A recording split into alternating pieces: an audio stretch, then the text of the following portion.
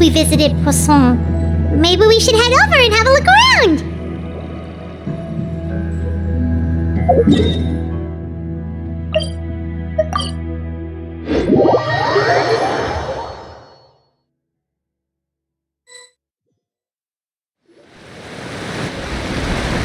Hey, traveler, Paimon.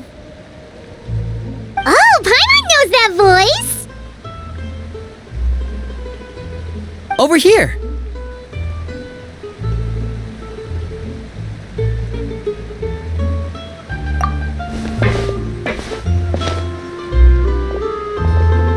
To borrow one of the more popular turns of phrase at the moment, this appears to be quite the fated reunion.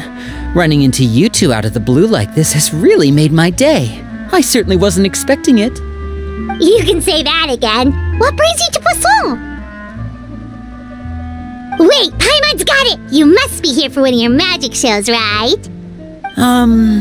Actually, we've run into a bit of trouble on the home front, so Father arranged for us to stay in Poisson for the time being. Oh, are Lynette and Fremine here too? Yep, along with most of the other members of the House of the Hearth. You may have noticed Poisson seems a bit more crowded than usual. So you're saying nearly the entire organization has moved to Poisson? Sounds like you've run into way more than just a bit of trouble. What's really going on? Well... Since the two of you are so curious, perhaps I can fill in the gaps. You scared Paimon half to death!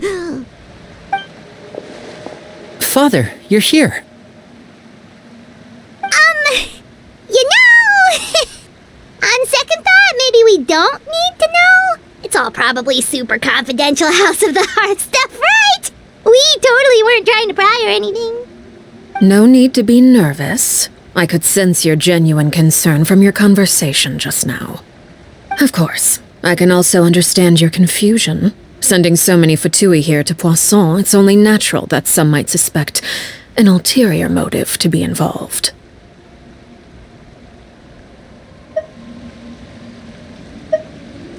I understand.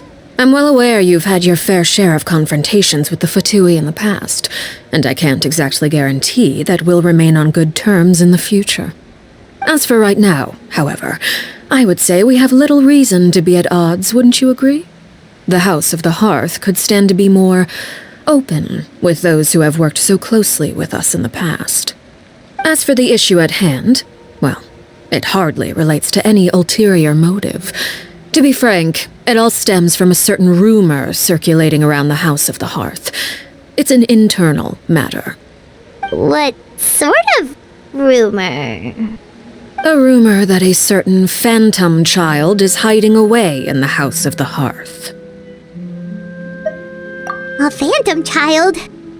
Ooh, just hearing the name is giving Paimon the creeps.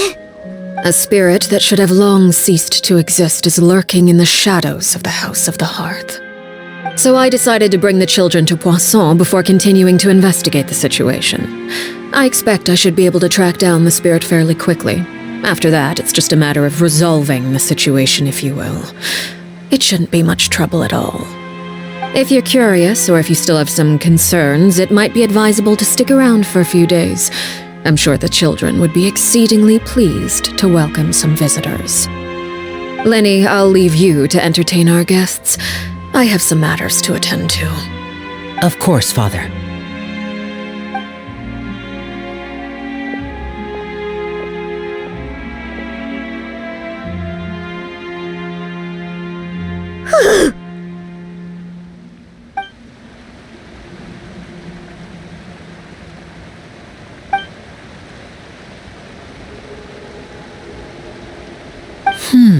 It has long been a dream of mine to invite you to our home and introduce you to my other siblings.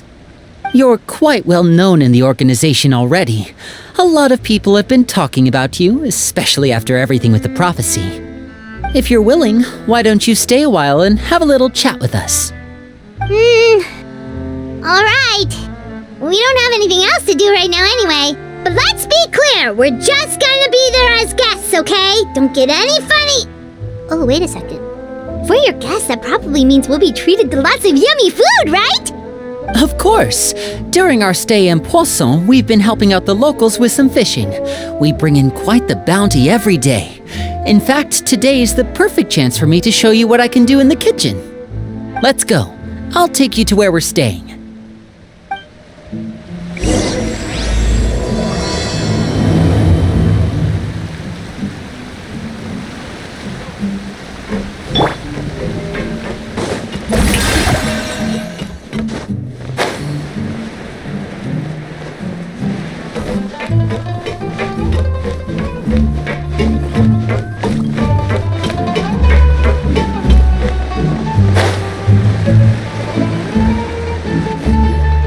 We rented this house from one of the locals to use as a temporary base. I'll come back later and tidy up a bit. After that, it should be all ready for you to stay in tonight. Awesome, thanks! So, where are we off to now? Well, when I happened to run into you two earlier, I was actually in the middle of distributing some supplies. With this many people staying in Poisson, we have to bring in outside supplies every now and then. I should probably make sure the rest of these provisions get delivered, otherwise people might start to get antsy. Okay, we'll come with! There are all sorts of rumors about your organization floating around out there. Paimon's not sure if she could even take a wild guess as to what's true and what's not. But now that we finally have the chance to see a day in the life of the house, we can take a good look at how you operate! Well, you're more than welcome to come along. Just follow me.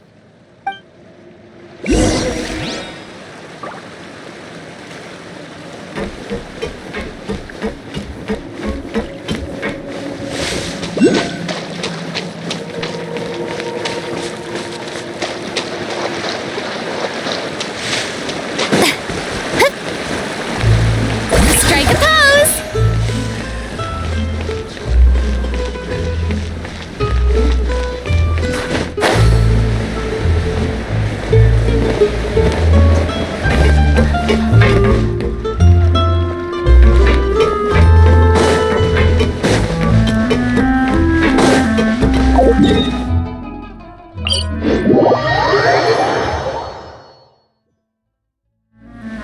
Shower me with praise!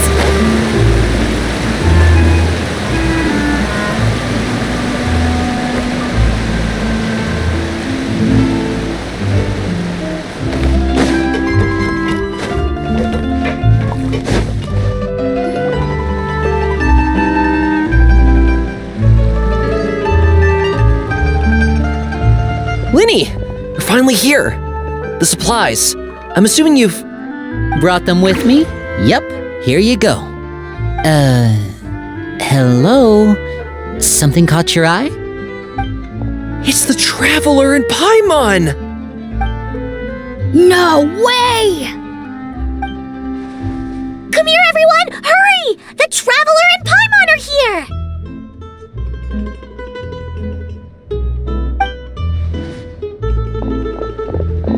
One at a time, please. Don't crowd around them all at once. We don't want to scare off our guests now, do we? Oh, it's all right! Gotta say, Paimon didn't realize we were this famous. Of course! Father and Linny have told us so much about you. Father told us about how you helped Linny. According to her, you're a trustworthy friend. And as far as she's concerned, that's pretty much the highest compliment we've ever heard her give. As you can imagine, everyone's been very curious about you. I heard the Traveler is so strong that she can move a mountain with her bare hands.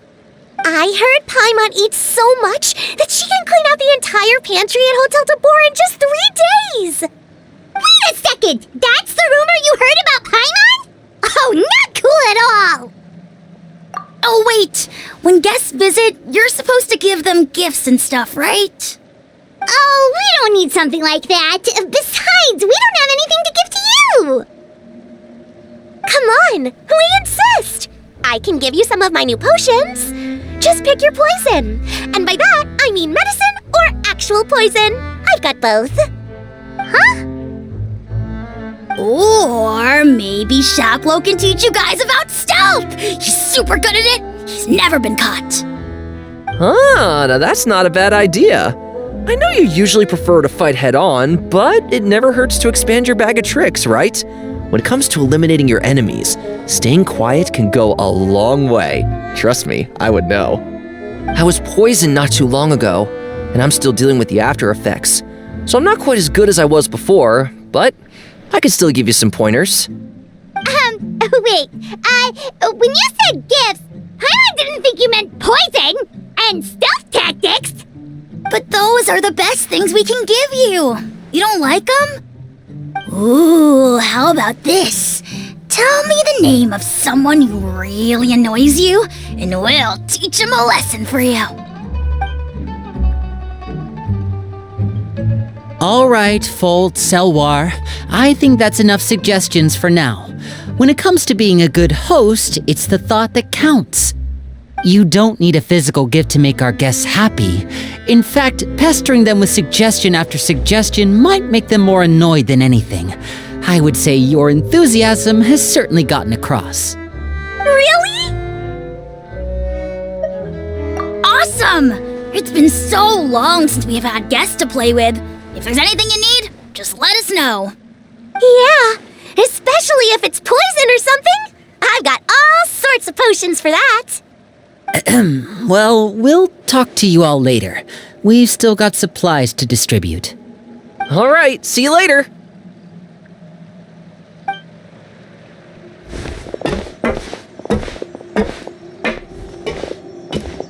Bye!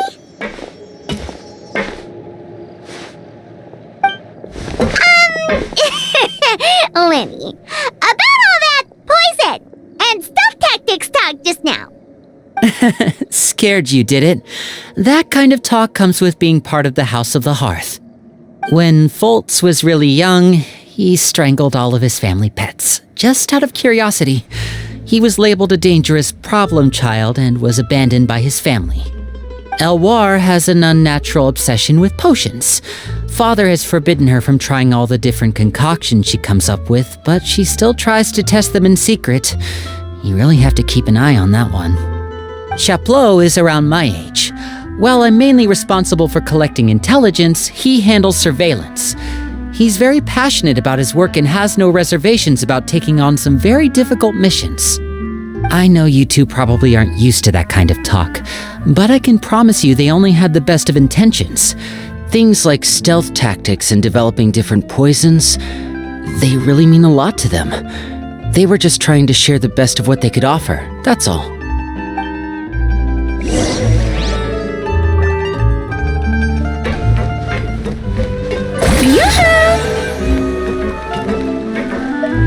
Wow, the Traveler and Paimon. I finally got to meet them in person. They don't really seem as intimidating as you hear in the stories. They'd probably get along really well with Filial. If only they got here sooner.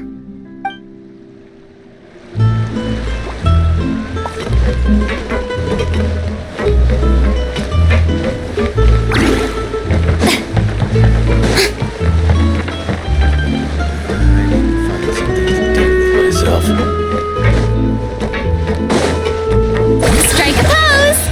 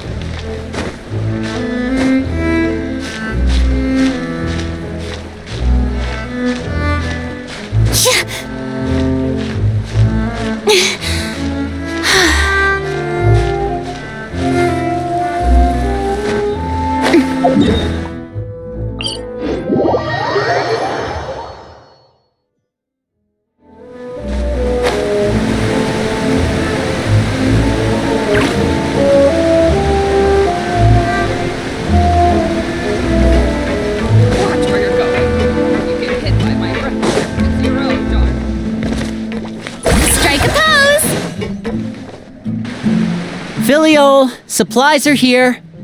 Thanks. And who are these two? Outsiders? Allow me to introduce you. This is the Traveler and Paimon. Oh, you're the famous duo I've been hearing so much about. It's nice to meet you. I heard you've traveled to all sorts of places.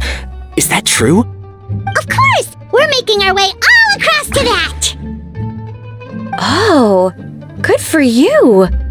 You must be pretty familiar with Fontaine by now, then. Have you seen the new opera that started running recently? I think it's called... The 4,000 Thieves? Oh, this is the first we've heard of it. It seems like it's going to be fantastic. From what I've been able to tell from the posters, anyway. You should definitely check it out if you have the time. Oh, and there's The Blind Maiden, too. That one is supposed to have audience interaction. Seems pretty interesting. After this mission is over, I think I'll go get a manicure. Oh, maybe I should dye my hair. Wonder how much it'll cost. Is it just Paimon, or do these two seem much easier to get along with than the others? Looks like the House of the Hearth has some normal members after all. I heard that. Oh! Oops. I'm guessing you're referring to Foltz and the others? Yeah, we're definitely not all like them. I bet those crazies are practically foaming at the mouth right now. I'm sure they just can't wait to get back to Snezhnaya to carry out the plan. That's enough, Filial. Don't talk about family members behind their back, right? Whatever. Let's go. Guess this is goodbye then. If you ever have some time, we should go see the opera together.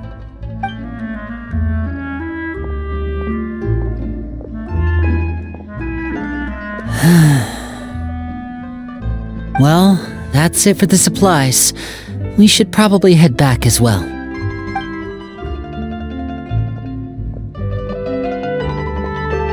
Well, they didn't seem too happy with each other.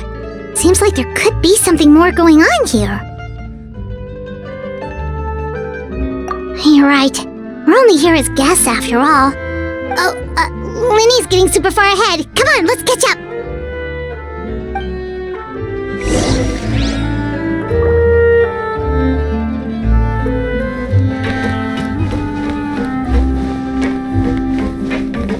Looks like there's more trouble in store next month, too. When will it end? Hey, just focus on the positives. At least our time in Poisson has been pretty relaxing. Don't you think?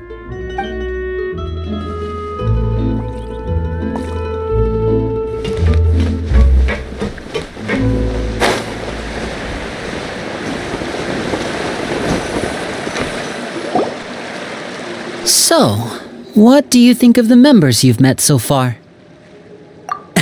Well, Father is always encouraging us to be strong-willed and independent. So if there's one thing we've got, it's people who aren't afraid to speak their mind. Well, I should probably get cooking. Wanna join? Of course! Then let's head out and... Fremine, what are you doing here? Fremine, nice to see you again! You too. I heard you're here as guests of House of the Hearth. Welcome. We were just going to make some food. Why don't you come along? I could use some help in the kitchen, and I seem to remember you mentioning you wanted to make seafood soup for the Traveler and Paimon. Seafood soup? Oh, Paimon's drooling already. Were you looking for something just now, Fremine? Maybe I can help. It's nothing. I just wanted to see if there were any extra supplies. Yeah, we've got some left over. What do you need? Some food and water, and some clean cloth, if possible. No problem. Give me a second here. Food, water... Wait a minute. What do you need all of those for? You're not on any missions as far as I'm aware, and you were just going to come eat with us. So what's this all about? I thought I'd grab an extra portion because I get hungry at night. Could be because I'm growing, you know, and... Fremine, you remember what I told you? You're not like me. Your lying skills still need some work. Tell me what's going on. Is it really bad enough that you have to keep it from your own brother? Maybe it'll be better if we gave them some space.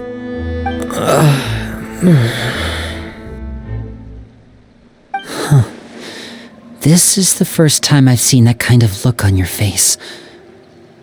Whatever happened, does it have something to do with Father? Yes. Just follow me.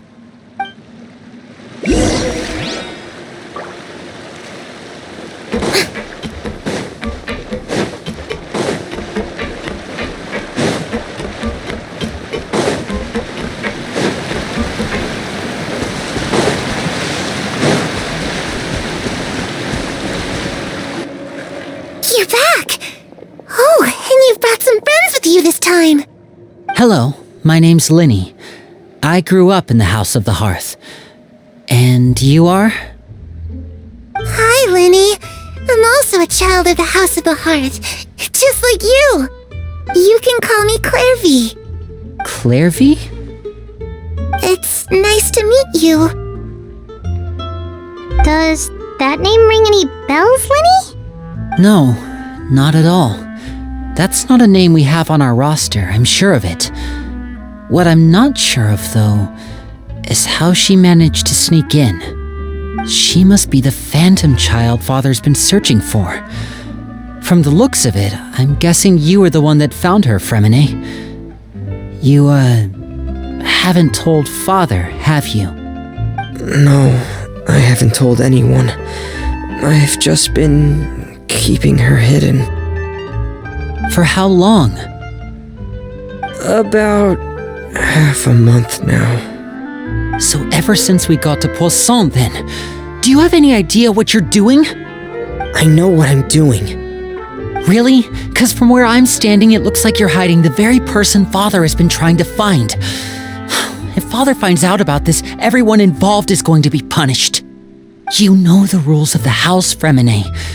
I know you do. Father doesn't tolerate any form of betrayal. So why are you doing this?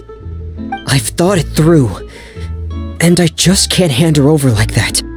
Linny, don't you remember last year? Sheplo nearly died after getting poisoned during that one mission.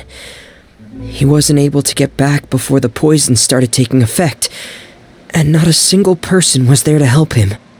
That night, while I was sleeping, I heard a voice telling me to go save him. I opened my eyes, but I couldn't find the source of the voice. I thought maybe I was just hearing things, but I went to look for him anyway. Luckily, I got there with enough time to save his life. That feeling of being haunted, of hearing voices, it's happened many times in the House of the Hearth. I'm sure you've noticed. So what you're saying is, that was her? She was the one who spoke to you that night? Unless there are other spirits roaming around the House of the Hearth, I don't think there's any other possibility. If Clairvy were our enemy, it wouldn't matter whether she was a spirit or an actual child. I would have acted without a second thought, because that's what Father ordered us to do. But she's been living with us, helping us from the shadows all this time. I think that makes her family. I couldn't just hand her over to be dealt with. Not when there's so much we still don't know. So what's your plan then? You can't keep her here forever. Someone is bound to find out eventually. I haven't thought that far yet. I don't want to disobey an order from Father, but I also don't want to put Clairvy in danger. come with me. There are a couple things I'd like to say to you in private.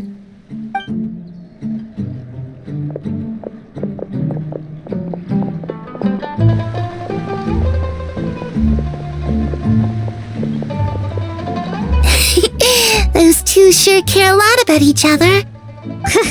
Well, they got a funny way of showing it. From where Paimon was floating, it sure seemed like they were about to bite each other's heads off. No way! They have a really deep bond. I could tell right away, because I also have a friend like that. I just don't know how long that kind of bond can last. The darkness in the house runs deeper than you can imagine. No one can get out alive. I'm sorry, Linny. I really didn't mean to drag anyone else into this. Oh, really? You didn't mean to? 'Cause I, for one, wish you did. Huh? What do you mean? You know, when we were younger, you didn't call me Linny. You called me brother, just like Lynette. We grew up together, the three of us. We were all orphans, all rescued by father. Of all the siblings in the House of the Hearth, I think our bond was the closest. Later on, when you started calling me Linny, I wasn't actually surprised. After all, Lynette and I are related by blood. We've had to depend on each other to survive long before we joined the house. Linny, The darkest and most difficult moments of my life happened before you and I had ever met. I'm sure that's true for you as well. Even so, Fremine, we've stood by each other for all these years now, and to me, that means more than blood. You and Lynette are the most important people in my life. No one can replace you. So I won't let you face anything alone. Not if I can help it. Oh, looks like things are getting kinda heated between Linny and Fremine. Maybe we should go check on them. Oh, it's raining. I should put my clothes away.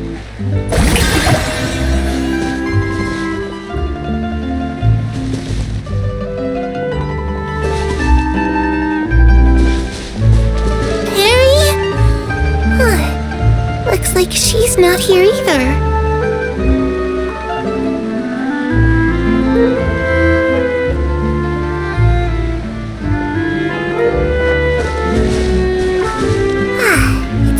To read.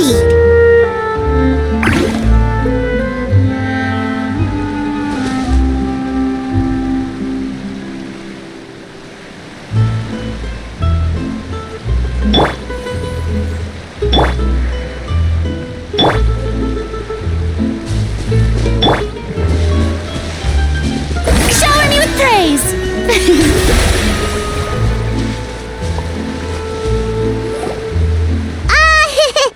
You two! Hope we aren't interrupting anything! Like a fight, or... Oh, wait a minute, Fremine! You're not crying, are you? Is everything alright? Everything's fine. Thanks for asking. Well, we're all friends here, right? We've been through so much together, so if there's anything we can do to help, just say the word. It's just a small family dispute. It's not something our guests should trouble themselves with.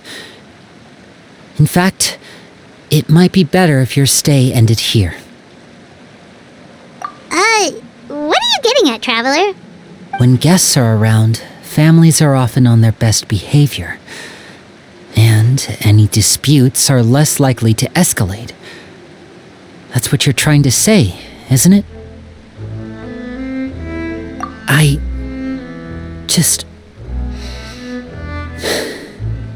Thank you. I was really hoping to keep you out of it. But even if I could think of some other reason to turn you away, I'm not sure I could convince you. I know things could turn dangerous, so I promise you this. From now on, I'll protect you like my life depends on it. Me too. Well, back to the matter at hand then. If we don't plan on handing Clairvy over to Father, then our only other option is to solve the mystery of her identity before Father is able to track her down. That means finding out where she came from and what she's doing here. Then we can send her on her merry way and pretend like none of this ever happened. I've tried that already. And? And nothing. I tried taking her somewhere really far away, but after some time, she just reappeared. She even came with us all the way to Poisson. It seems like wherever the house is, she follows. I don't know much about spirits. Do you two have any ideas? Let's see here. Paimon remembers hearing something like, if you fulfill a spirit's last wish before they died, they'll let go of whatever's keeping them here and return to the ley lines. Oh, it's just that Paimon doesn't really remember where she heard that, so it's not guaranteed to work or anything. Well, sounds like it's worth a shot. Guess that means we should go ask her about her wish.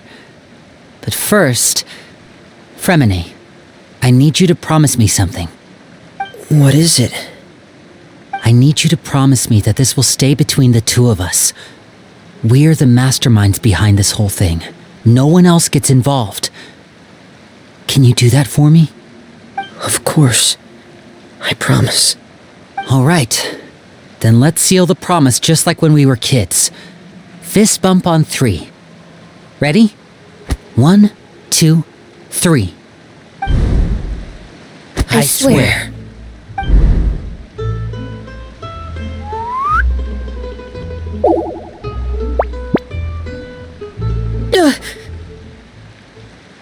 Whoa! Lynette! But what a surprise! What brings you here, dear sister? And, when exactly did you get here?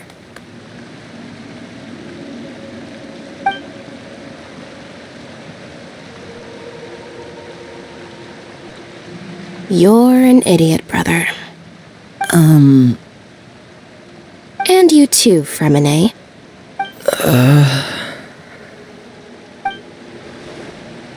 You 3, Traveler. And you 4, Paimon.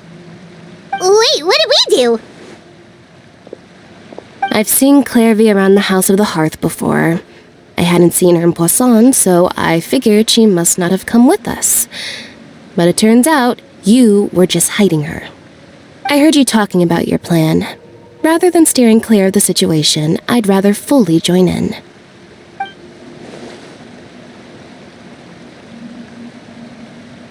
If you don't agree, I'll have no choice but to report everything back to Father. Simple as that. You're not giving us much wiggle room here, Lynette. Well, I guess we're all in this together then. After we talk to Clairvy, we'll figure out our next move. There's no time to lose. Let's go.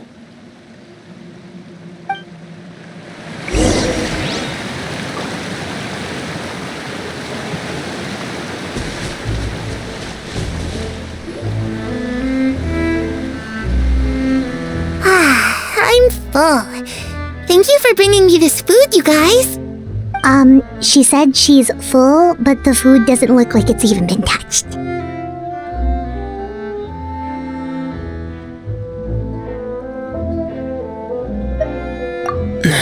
That's right. Based on what I've been able to observe, it doesn't seem like Clairvy can interact with the physical world at all. Still, when she's presented with food, she'll always linger around it for a good little while. Maybe, in her mind, she really is eating those things. Does she know that she has already passed away?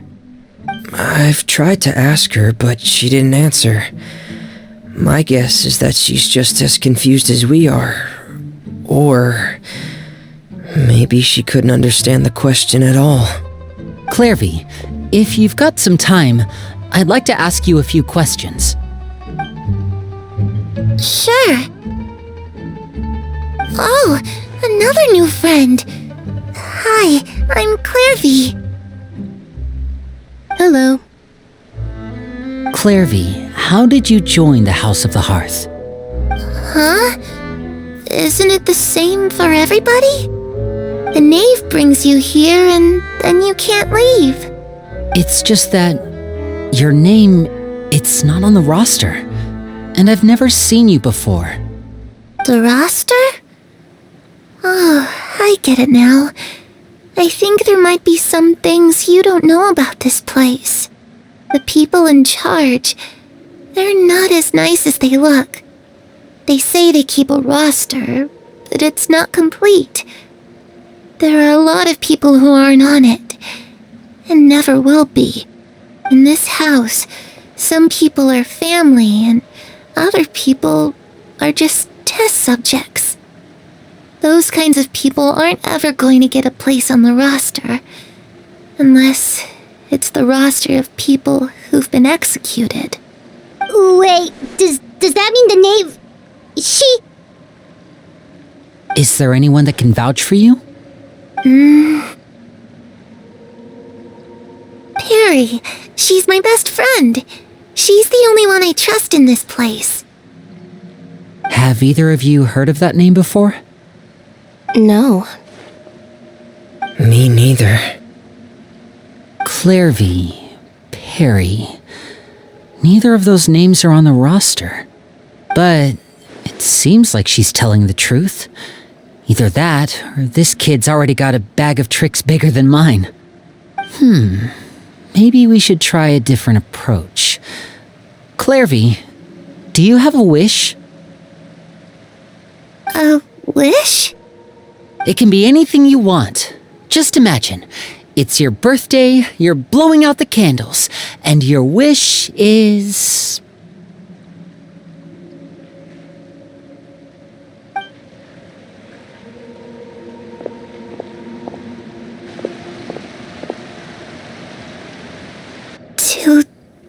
To go outside, where the sun can find me. That's... it? Well, that sounds easy enough. The darkness in the house runs deeper than you can imagine. No one can get out alive.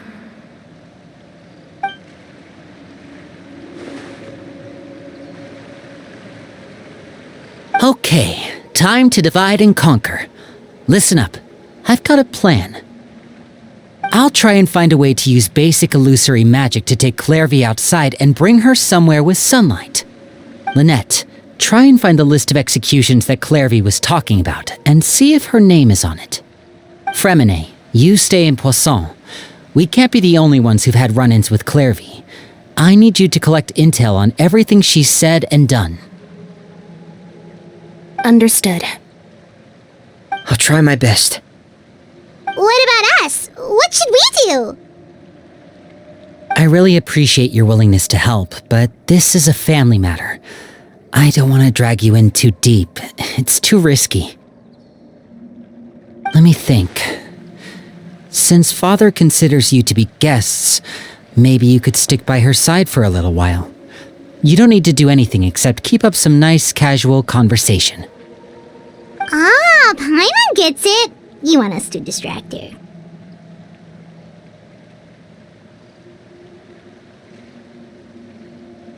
I'll give you a magic bird. If Father suspects something, all you need to do is release it when she's not looking, and it'll alert me that something's wrong. Of course, that's only as a last resort. If Father doesn't seem to notice us, there's no need to make contact. We'll reconvene here tonight after all's said and done. If the worst-case scenario happens and we're discovered, just tell Father everything. We're not going to let our guests get punished for our own actions. That's where we draw the line.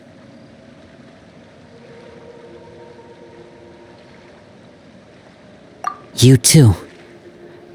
Okay, this is where we part. Father should be at the beach nearby.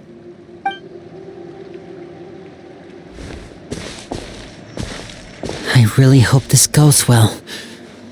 No, it has to go well. That's the only way this can get resolved.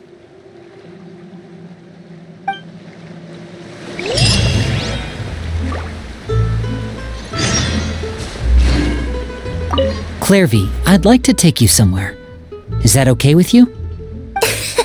Sure. Where are we going?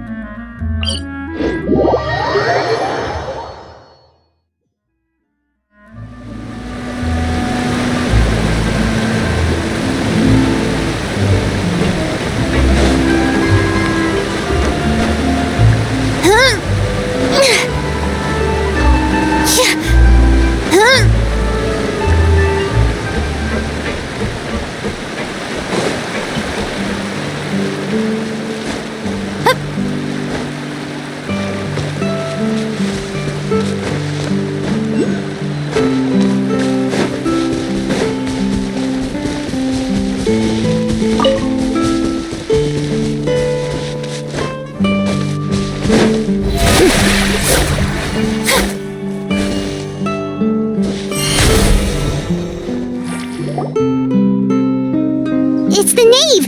And child! Hey, aren't you supposed to be in Snezhnaya recuperating? What are you still doing in Fontaine? Oh, it's you two. I didn't expect to run into you here. I was unconscious for quite a while after the fight in the Primordial Sea. After I woke up, I realized I was being taken back to Snezhnaya, and well, I couldn't have that now, could I? Not when I've still got unfinished business here in Fontaine. So, I mustered up all my strength and made the journey back on my own. What sort of unfinished business are we talking here? It has to do with Skirk, my master. I really wanted to meet up with her, but by the time I got back, she had already left. I still have so many questions for her. Without any other leads, all I could do was ask the knave to help me track her down. She must have left behind some traces from her time in Fontaine. Oh, okay, so have you found any clues? Unfortunately, no. While the House of the Hearth is adept at collecting all manner of intelligence, certain existences can still manage to escape our purview. Basically, unless Master feels there's a need to meet with me, she's not going to be found. But that problem has an easy fix. I just need to become stronger, and then... Paimon thinks you should focus on getting better first. The worst of it is over. It's all thanks to that one kid from the House of the Hearth. Elwar, I think her name was. She gave me a bunch of random potions to drink. They didn't go down easy, let me tell you. Pain and chills all over. But they really did help speed up my recovery. And that's good, because it looks like I really do have to head back this time. The old man's been putting the pressure on me. He sent someone to tell me I'm needed for some sort of project. Project Stuja? Yeah, that's the one. I heard Regrator's involved too. I'm not looking forward to having to listen to all his monologuing, that's for sure. Hey, maybe you could think of a way for me to stay in Fontaine for a little longer. Helping Lyney and the others brush up on their fighting skills would be far more interesting. If you and I could spar, that would be even better. I've been waiting for a chance to see you go all out. And what a sweet little daydream that is. But I also have a role to play in all this. I'll be leaving Fontaine shortly as well. Besides, considering how little they see fit to step outside the homeland, being called on to return to Snezhnaya by such illustrious dignitaries, what a great honor. Wouldn't you agree? One I could do without, I'd say. Is it just Paimon? Or does it kind of seem like they're...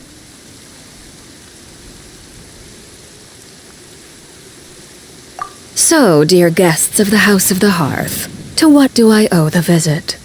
Well, we just...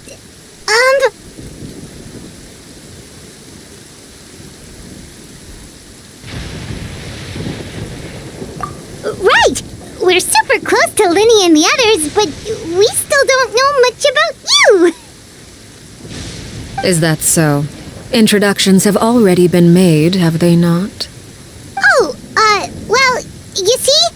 There's only so much you can learn about someone from a short introduction. At least tell us something a little extra, like, why do you call yourself father? Good question. I'd also like to know.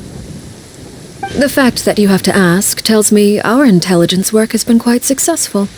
Telling you the answer to that question would only serve to undermine that success.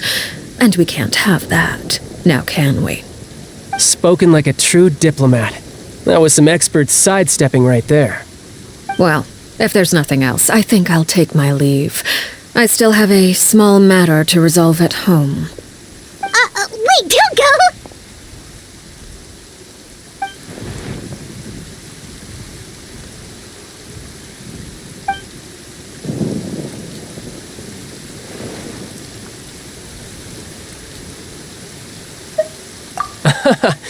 I'd also like to hear the answer to this. I've met some of the members of your organization, and they all seemed like really good kids. They actually reminded me of Tonya and Tusser. Which, by the way, if you ever betray them, I'm just letting you know, I won't let you off easy. And why would I betray them? Well, you've already betrayed the House of the Hearth once, haven't you? At least, that's what I heard.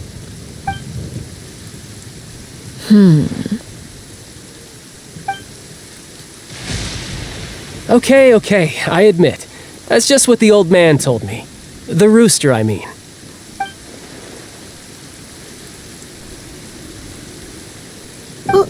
Wait, did you really do something bad to those kids? Never mind what I've done. I'm more curious as to what the mighty rooster had to say. Care to enlighten me? Well, nothing much. Just some stuff about you taking out many other members of the House of the Hearth, and even going so far to attack your own family. I see. Based on your reaction, I'm guessing it's all a bunch of lies. Hardly. I don't appreciate his particular turns of phrase, but I suppose he didn't say anything untrue. Although, it would be more accurate to say that there is a certain level of prejudice involved, but I don't intend to clear that up just yet. Prejudice has a funny way of concealing the real truth behind certain things, an attribute that I find to be quite advantageous. Call yourself a Fontanian, for example, and people will assume all sorts of things, when the real truth is that this is simply the land where I was raised. Huh? You're not actually from Fontaine? But then why did you try to help out with the prophecy and everything? I was trying to protect the children born in Fontaine. Claiming that I myself was a Fontanian simply made it easier to operate. People would hardly suspect a fellow Fontanian of having any ulterior motives. Who wouldn't want to save their homeland after all? The primordial sea wouldn't have any effect on me, but it would have caused great harm to the House of the Hearth. Well, you wanted extra information, didn't you? There you go. I hope that satisfied your curiosity.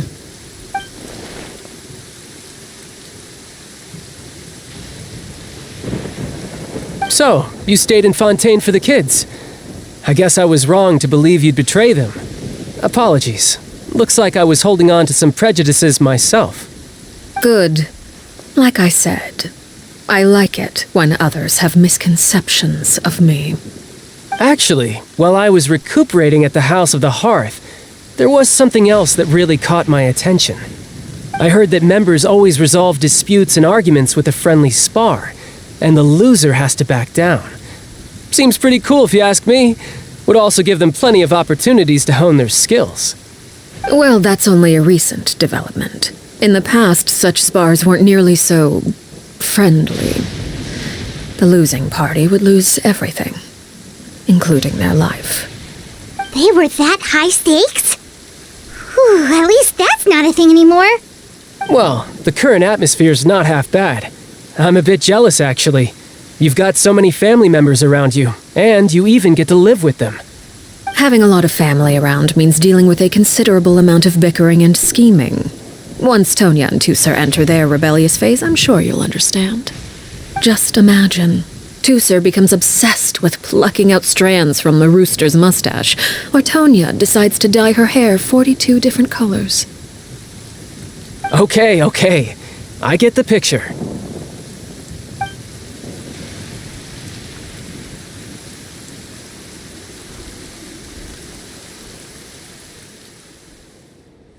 Well, would you look at the time?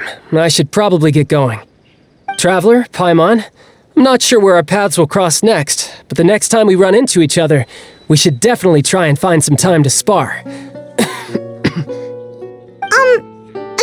maybe this is a conversation we can have when you look less like you're gonna keel over. All right. Well, thanks for everything, Arlecchino. No thanks necessary. You also played a part in obtaining the Gnosis. I would say we can call ourselves even. I like the sound of that. Well, I'm off. See you all some other time. We should probably get going too. Do you want to head back with us? Oh? You want me to leave so soon? Well, you see, I'm rather enjoying the evening breeze. If you don't mind, I think I'll stick around for a bit. I have some things to think about. Apologies for not attending to you like a proper host. Please forgive this slight. I do hope you'll have a pleasant stay. We managed to keep her distracted until nightfall. Good thing Child was there to keep the conversation going. You don't think she suspected anything, do you? Oh, I wonder if Liddy ran into any issues. Let's hurry back and see how everything went.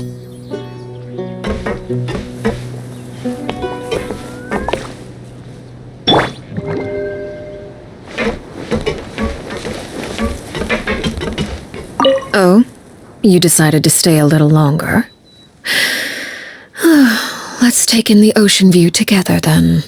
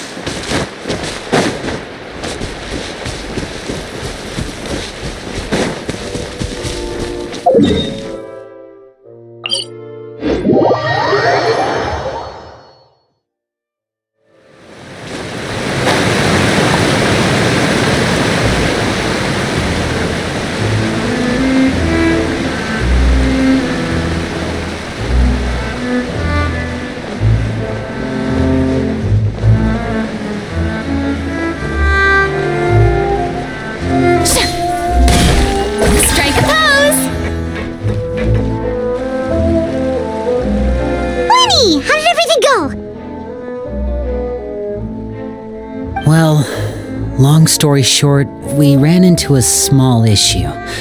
Clairvy can't go into the sunlight.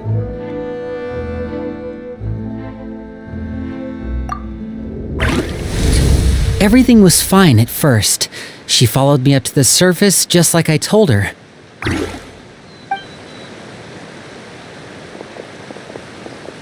But as I led her out of the shadows and into the sunlight, she vanished. I turned around and there she was, standing at the edge of the shadows, silently watching me. Huh. Maybe she's afraid of sunlight, or... No, it wouldn't be her wish if that were the case. Well, we could always try pushing her into it.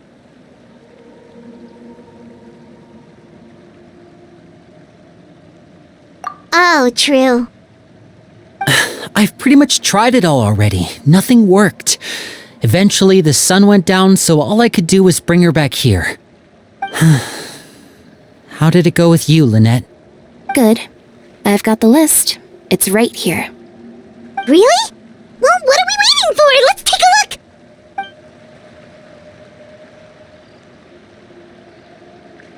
Oh, that's a lot of pages. Oh, it's gonna take forever to get through it all. We can each take a section. Here. La Pouillade, L'Endroit, Chambel, Horaire.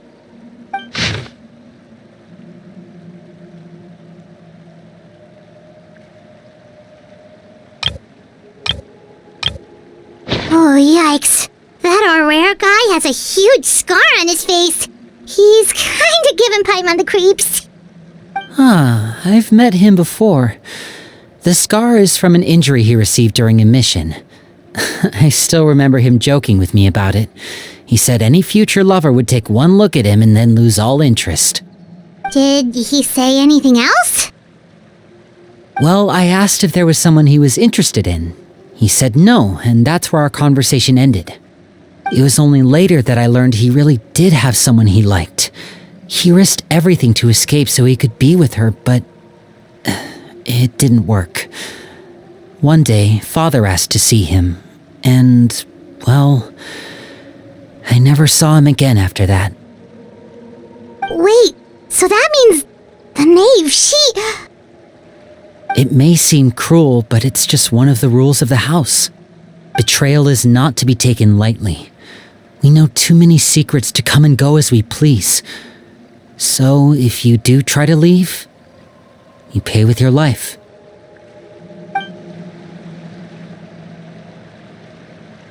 Her name's not here, huh?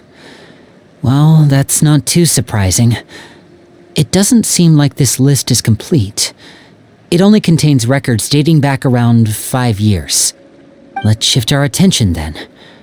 Fremine, were you able to find anything out? Fremine. Sorry. I was thinking about something. I managed to talk to quite a few people, but I couldn't help but notice that the atmosphere in the house was a little... strange. Strange? Yeah, I mean, I know there have been arguments in the past, times when people haven't gotten along. Chaplot and Filiol are a good example of that. Oh, those are two of the people that we met while delivering supplies. Paimon can see how they might not get along. They had very different vibes, and their, interests seem to be pretty different as well. That's to be expected, actually. Father brought us all here, shared her knowledge with us, taught us how to fight. That's one thing we all share. But that's also where the similarities end. Not all of us feel the same desire to stay here. As members of the House of the Hearth, we're also considered part of the Fatui.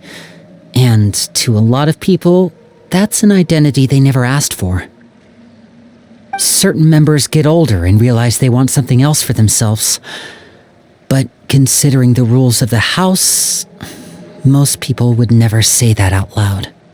People like Chaplot and Foltz are loyal to Father and her vision. They're proud to be part of the Fatui. Filiol and Nantoy, on the other hand, well, they aren't quite as enthusiastic. These kinds of conflicts have always been there.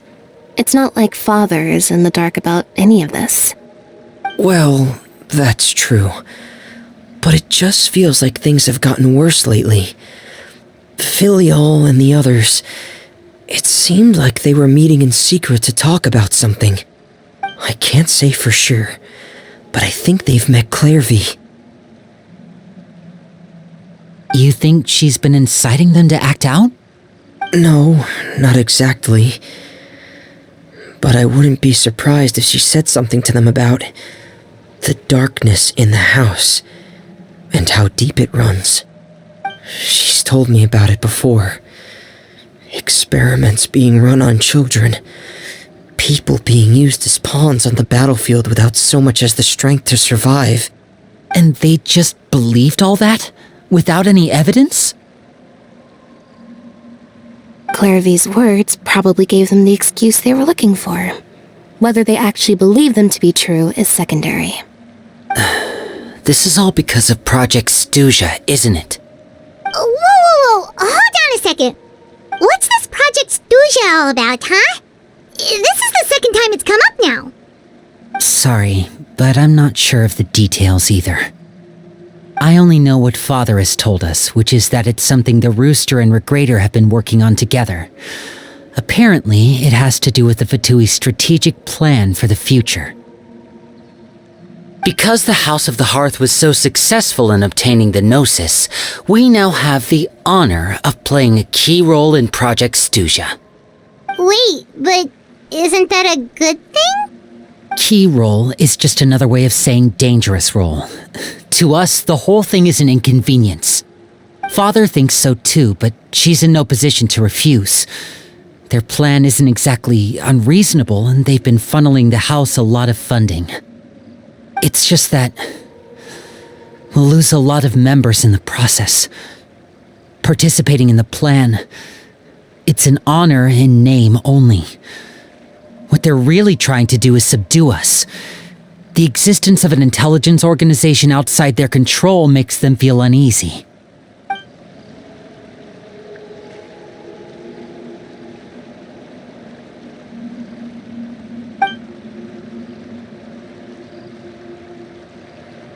Okay, super complicated top secret Fatui business aside, what does all of this have to do with the conflicts you were talking about earlier? Paimon doesn't get the connection. External pressure has a way of exacerbating internal strife. You can't overlook the power of fear either.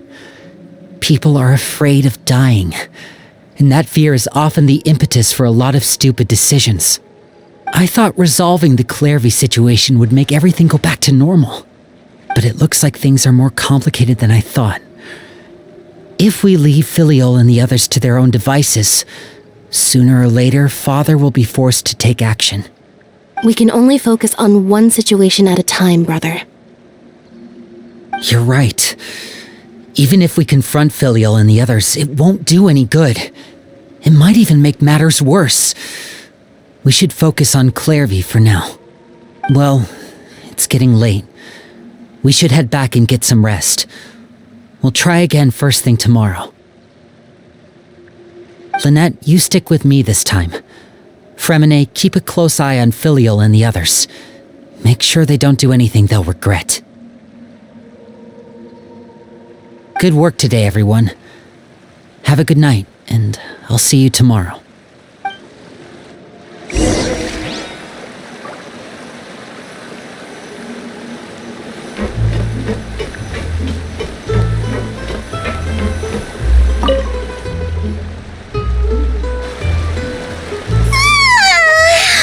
Paimon was looking forward to an early night, but she can't sleep at all. Hey,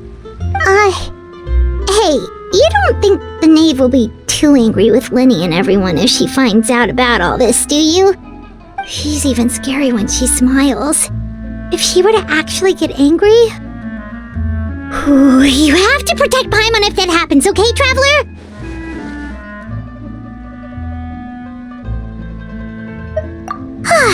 Trust is ever, Traveler. Look! Look over there! Quick! Let's catch up with her before anyone sees!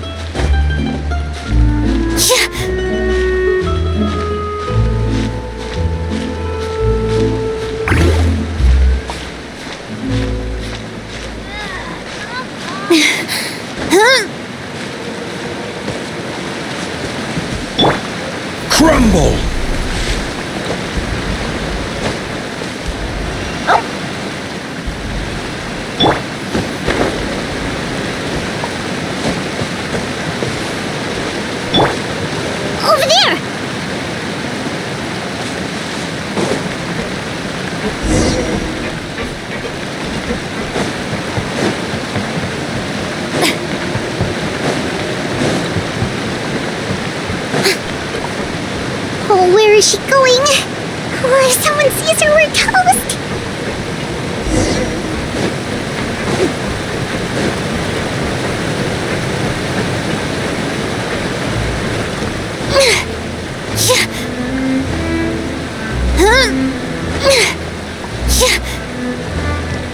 Strike. Oh, look! She stopped!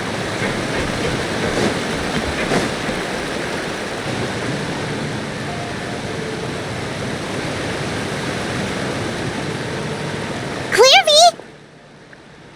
Shh! I opened the window while no one was looking. Look how pretty the outside is.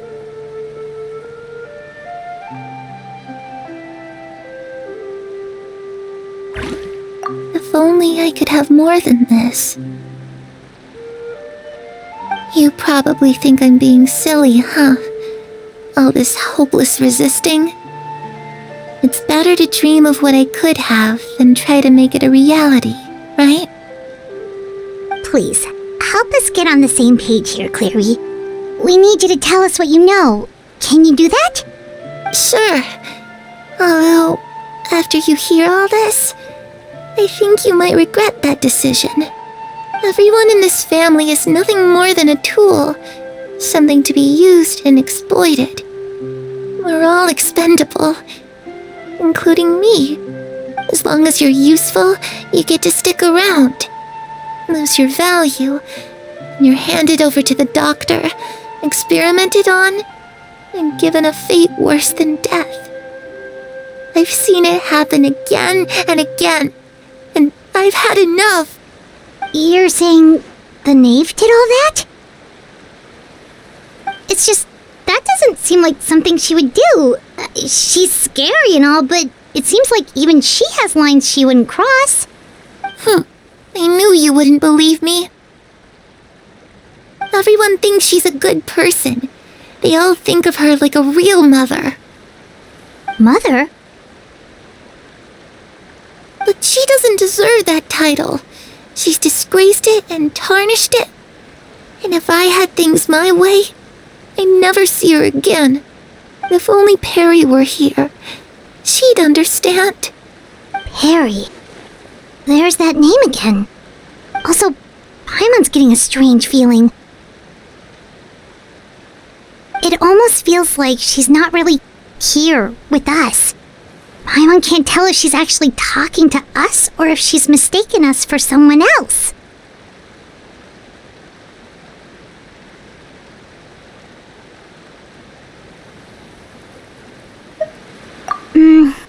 Well, in any case, it seems like she really needs someone to talk to. We should keep her company for a little longer. She looks so young. But it seems like she's been through a lot. It's getting windy. I should close the window. Ooh, look at the moon. Isn't it pretty? Hey, wanna hear a secret? I heard that if you look up at the night sky in Snezhnaya, you can see the aurora. It's supposed to be super pretty. Even prettier than the moon tonight.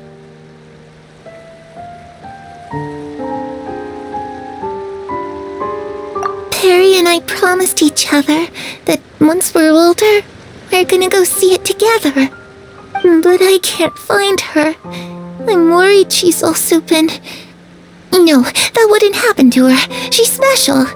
Mother likes her a lot. I should really go talk to Mother, but we just fought. She doesn't want to see me, and I'm too scared to face her. What should I do?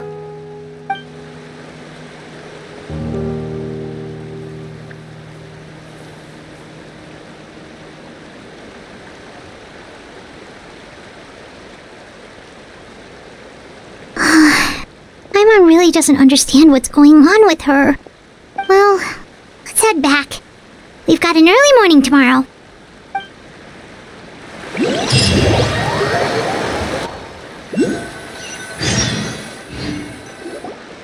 All right, Looks like we're all here. Let's go ahead with the plan. Oh? What is it? What makes you ask that? Well, we kinda ran into Clairvy last night, and that's what she told us. We met the doctor back in Sumeru. He's super dangerous, and he's done all sorts of bad things. It's possible that Father and the Doctor have had certain dealings, but I don't think Father would work with him.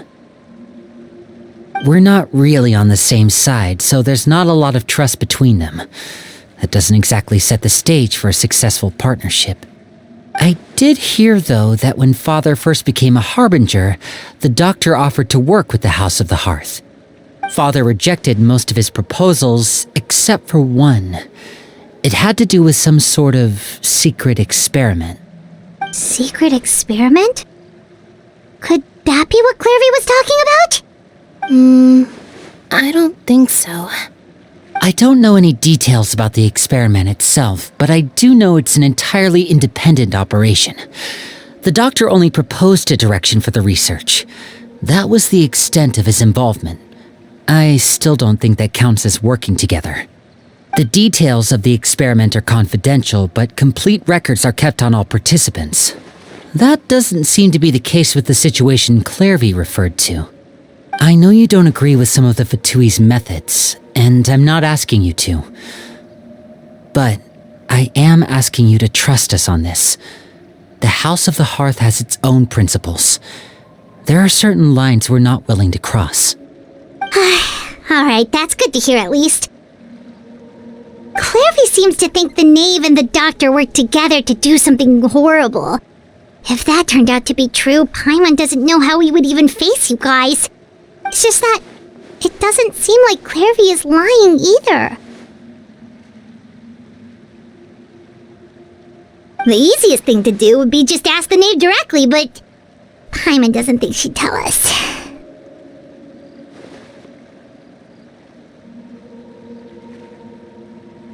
Father didn't come back last night. She's probably still near the shore.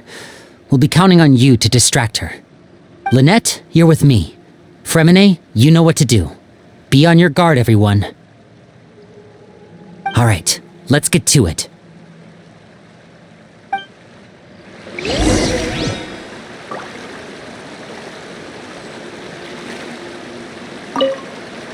Where are we going today? Let's try somewhere further away this time.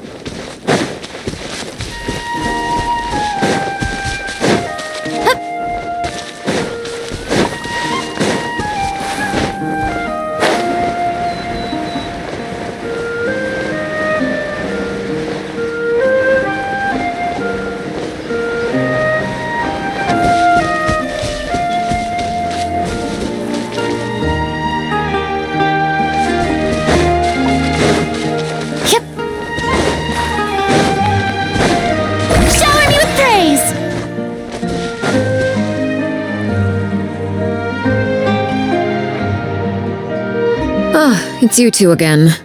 I must say, you look a bit pale. Did you have trouble sleeping last night? A little.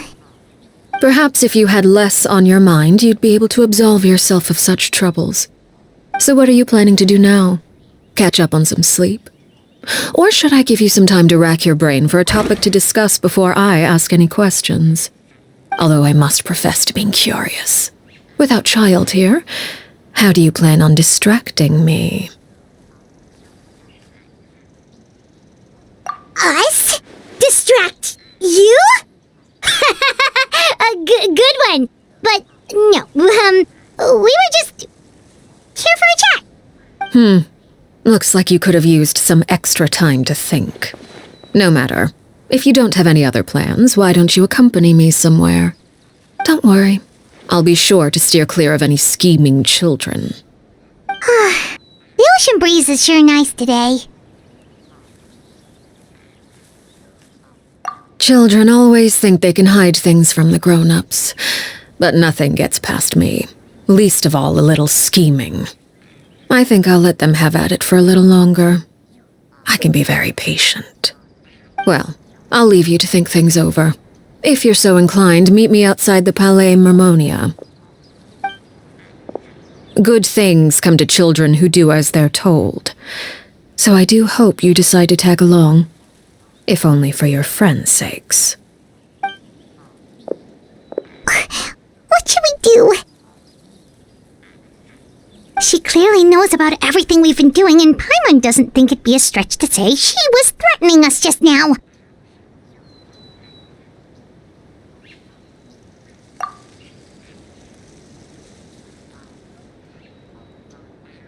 Oh, good idea. Hopefully he sees it in time. Well, we should probably head to the Palais Mermonia. Paimon doesn't want to find out what happens if we don't show up. Based on what the knave was saying just now, it sure didn't seem like it'd be anything good.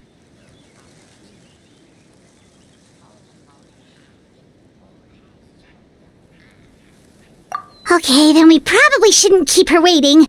It seems like Linny and the others are on thin ice, so let's do our best to not get them in any more trouble.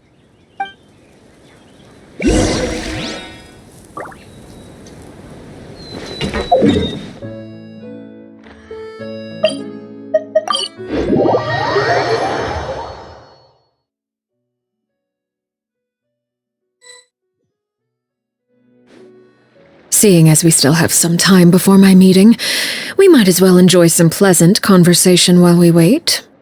I'm glad to see you get along with my children.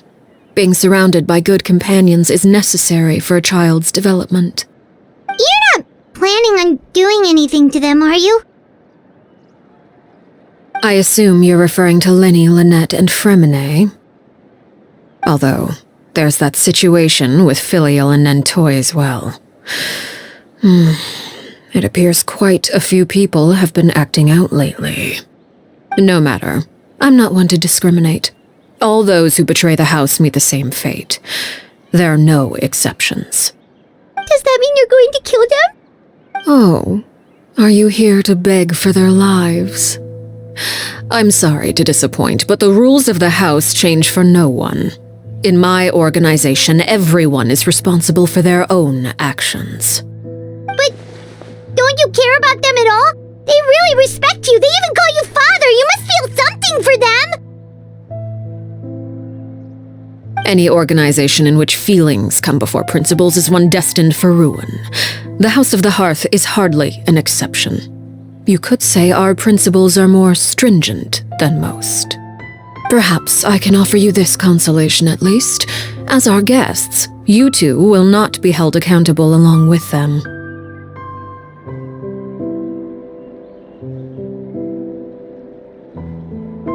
I would imagine Linny, Lynette, and Fremine will be able to keep their lives. As for Filial, Nentoy, and the others, I'm afraid there's little I can do. They can try to escape, but once you know our secrets, there's no getting out alive.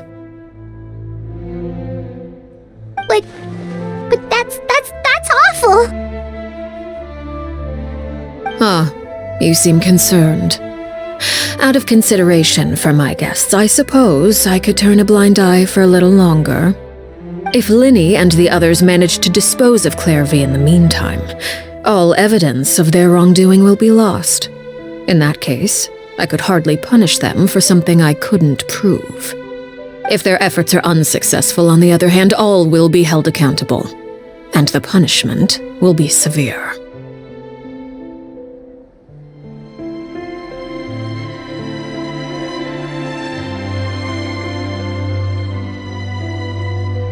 Of course. Oh, and here, I believe this belongs to you. Do try and keep better track of it next time. It takes a considerable amount of time to train a bird like this.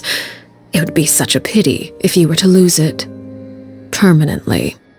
Wait, where did you get that?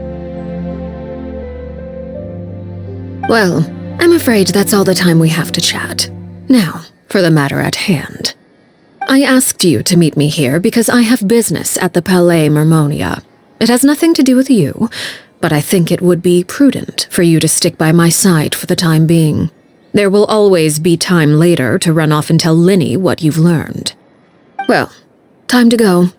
Looks like we wrapped things up just in time.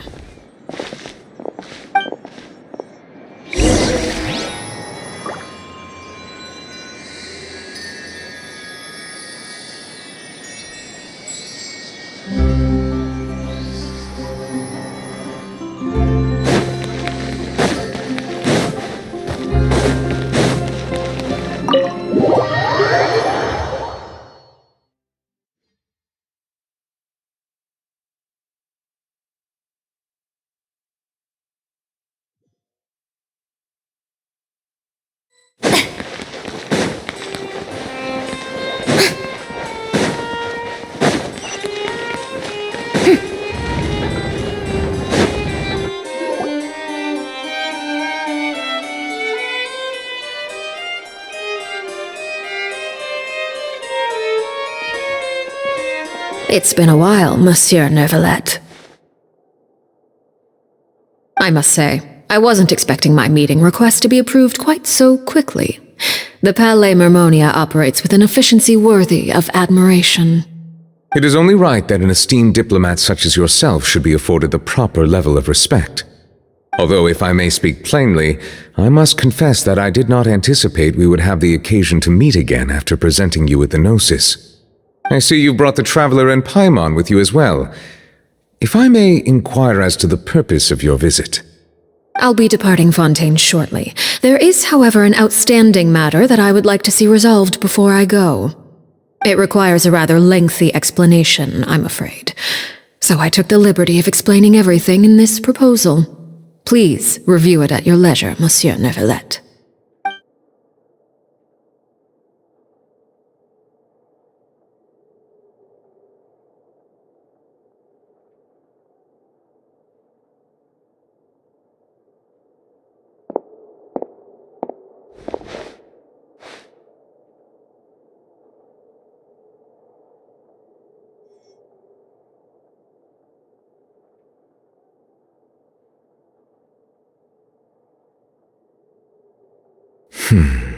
I understand your request.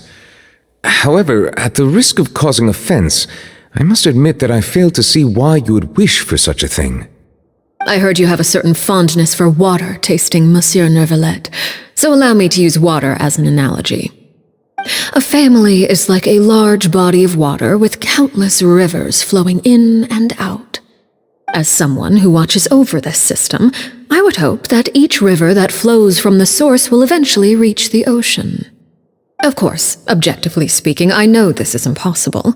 Most of the rivers will dry up along the way, disappearing into the ground and leaving nothing but a barren riverbed behind. Not all rivers are destined to reach the ocean, but I would not see their existence rendered meaningless. I believe the water that flows within them is simply meant for a different destination, like a field in need of irrigation. Or perhaps the glass of a certain water-tasting enthusiast. Did you get any of that, Traveler?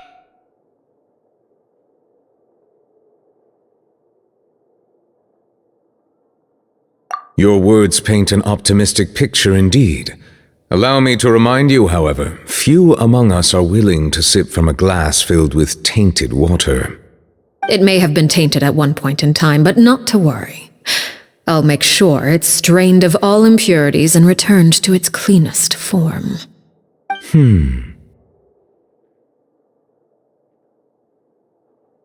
I seem to recall there being a transactional aspect to your proposal. Perhaps you could expound on that? If you accept my proposal, Monsieur Neuvillette, I will gradually withdraw my forces from Fontaine. And, unless absolutely necessary, I will no longer carry out any special missions within Fontaine.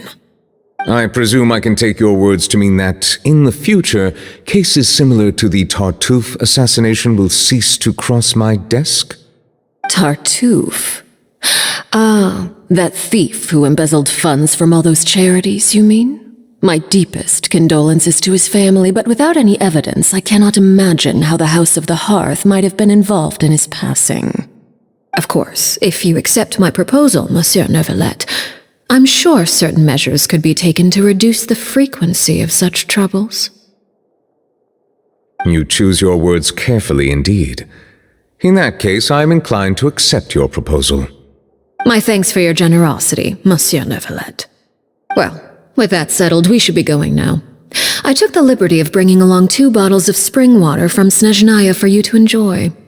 I do hope I get the chance to hear your impressions. Perhaps at our next meeting, yes? Indeed. I trust you would not overlook your commitment in the meantime. All right, Traveler Paimon. Time to go.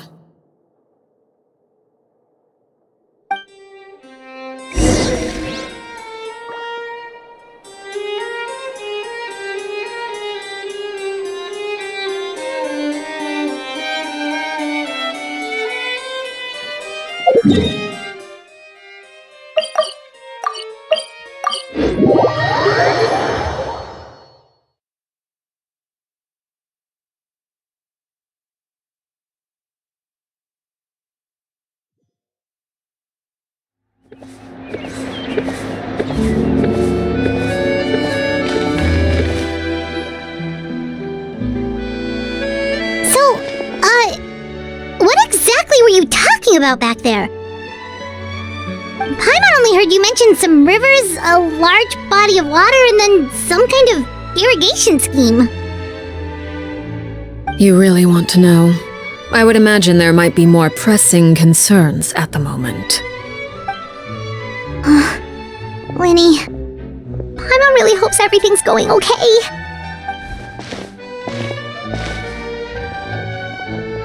Oh! Paimon recognizes that look. You've got your tiki cap on, don't you, Traveler?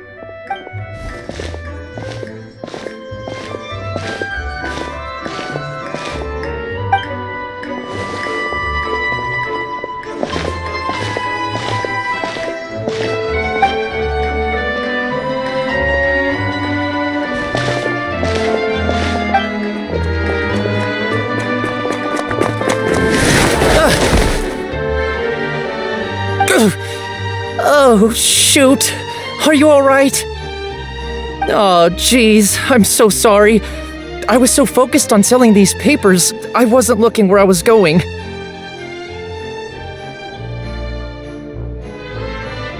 Well, let me make it up to you at least.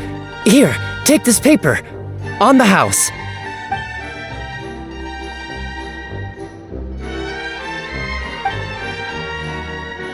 Oh, you don't have to give us anything! Please, I want to. It's not like I'm short on supply. All the extras will be useless come tomorrow anyway. It's my fault, really. I was just trying to bring home some extra mora for the family, but I bit off more than I can chew. I haven't had many takers today, so I'm still swimming in papers. What's going on here? Nothing much. I just ran into your friend here on accident. I should probably get going, actually, so... Hold on. Of course, I'm happy to compensate you with mora, it's just... I don't have any on me at the moment. I'll take 3 papers. Here. Your payment. Oh! Thank you for your patronage. May the Archons bless you with good fortune. If only I had the chance to run into such generous customers every day. I should probably just take on a smaller inventory though, right? I'm getting married soon, so sometimes it's hard to not get ahead of myself. Anyway, I should head out. Goodbye!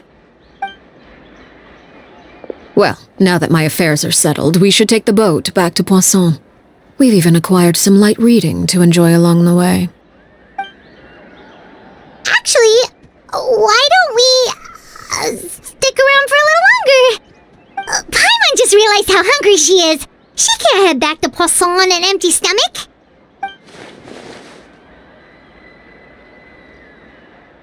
It appears you two are under the impression that delaying our return will somehow alter the situation in your favor. I'm sorry to ruin your fantasy, but your efforts are meaningless. That being said, I could be persuaded to give Linny some extra time. I just have one condition. If you agree to my request, I'll even answer some of your questions. You're quite curious about Clairvy, are you not? And my relationship to her. Wait, why are you being so generous all of a sudden? You're not gonna ask us to do something bad, are you? You overestimate yourself. You don't have the talent for bad things. Then what can you possibly... The most important consideration in a negotiation is that both sides receive something they want. Demands and threats only get you so far.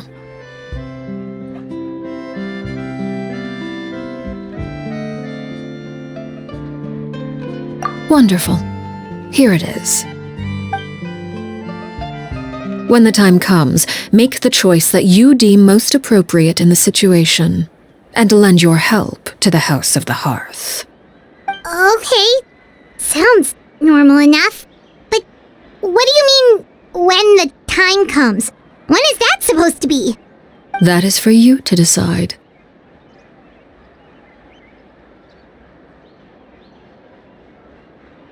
Then we have a deal.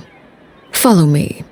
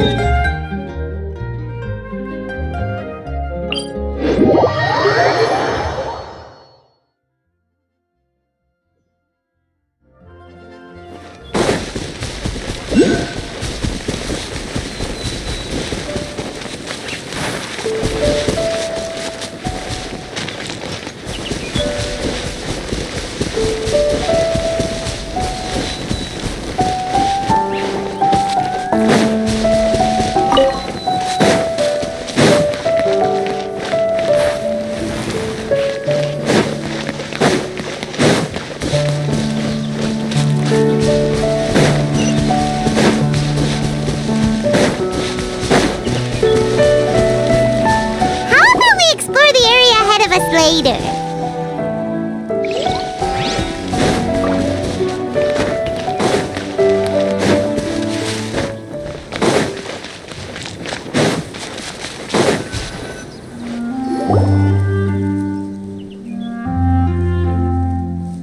What is this place? Somewhere long forgotten by everyone. It used to be a grand building. Now it's nothing more than a pile of rubble. No one comes here anymore, nor does anyone care about what once happened here. Although, this place does have something to do with the story I'm about to tell you. It was before I became a Harbinger, and before Linny and the others joined the House of the Hearth.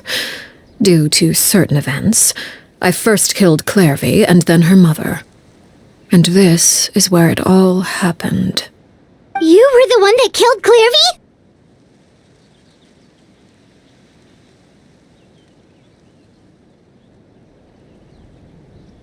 Patience now. Allow me to explain Clairvy's side of the story first. I'll start from the beginning. Clairvy was 6 years old when she was brought by her mother, Crucibina, to live in the House of the Hearth. From the outside, it seemed like a fairy tale. A thriving family made up of kind adults and friendly children. Crucibina was the knave at that time, and the House of the Hearth was under her control.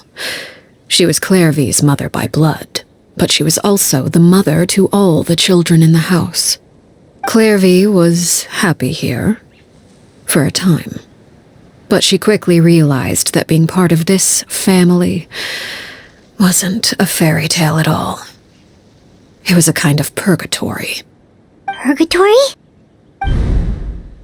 Exactly. The House of the Hearth takes in war orphans from all over Tevat.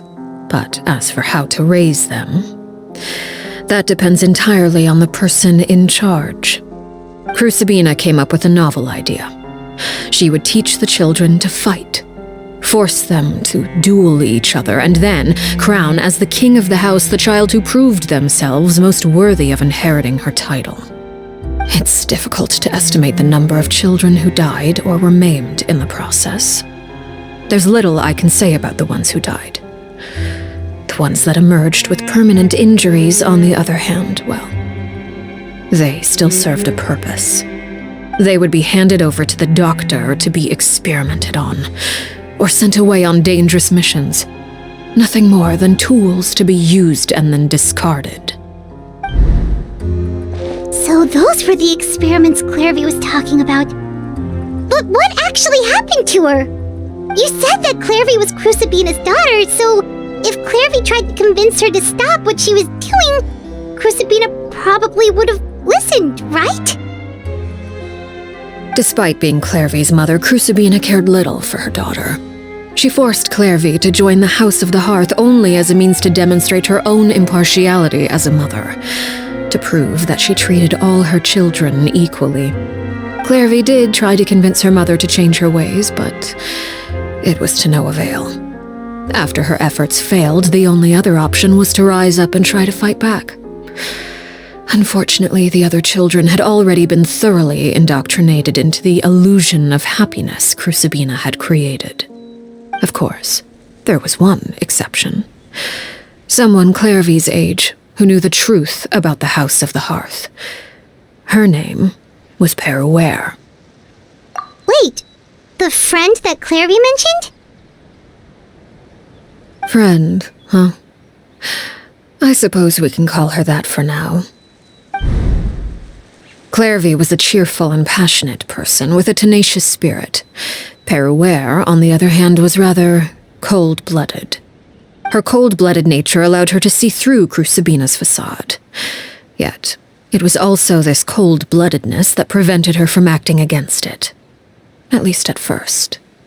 While Clairvy longed for freedom, Peruere was convinced that, amid all the fighting and violence, she would make it until the end. Despite their differences, the two became fast friends, united by their knowledge of the truth. Clairvy told Peruere that she hoped to create a real family, where no one would be killed or sacrificed.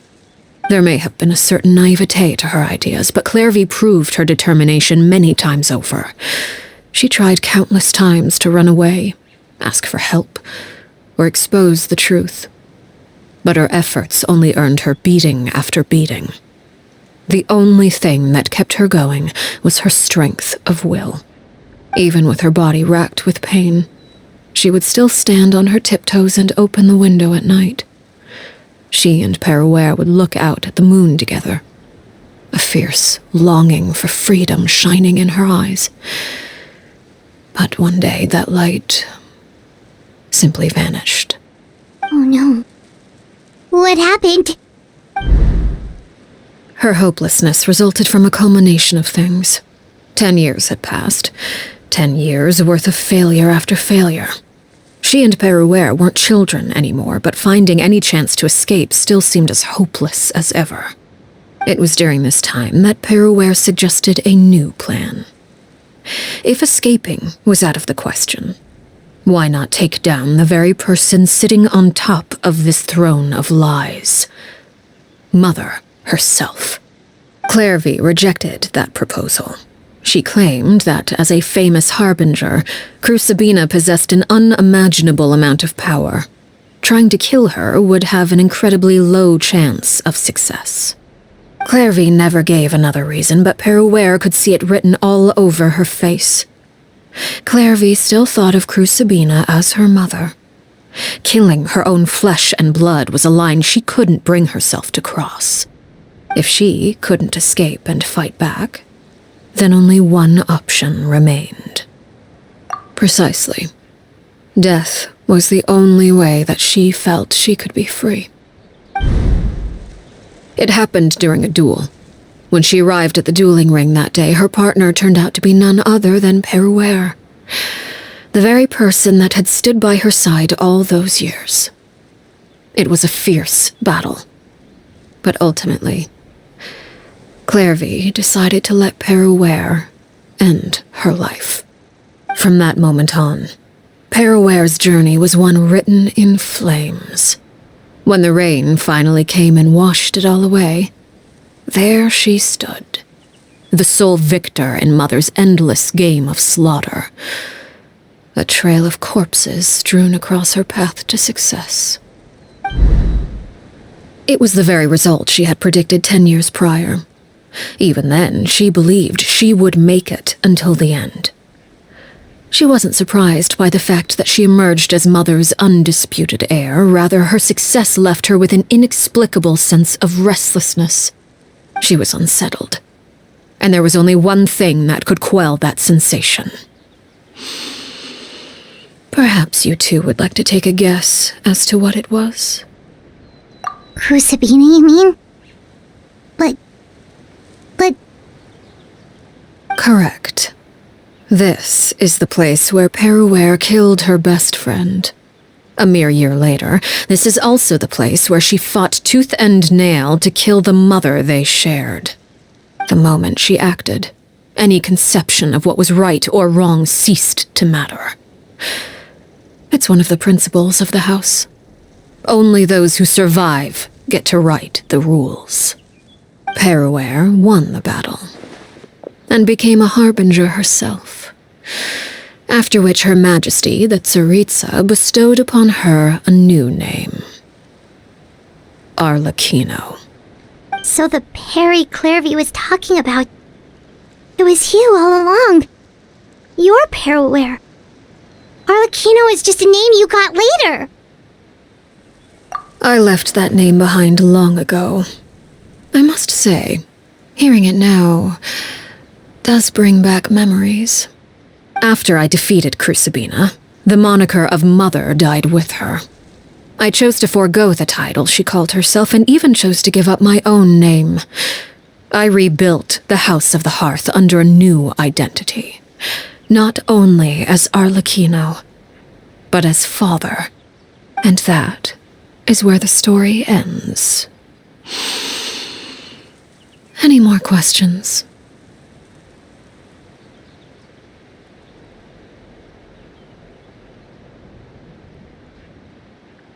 Yeah. Based on what you just told us, Clairvy wasn't a little kid when she was killed. So the Clairvy we met... Was she really a spirit at all? I suppose you could call her an illusion born of flame. Her existence is like ashes to a fire. Something left over in the wake of blaze and ruin. You see, a certain power runs through my veins.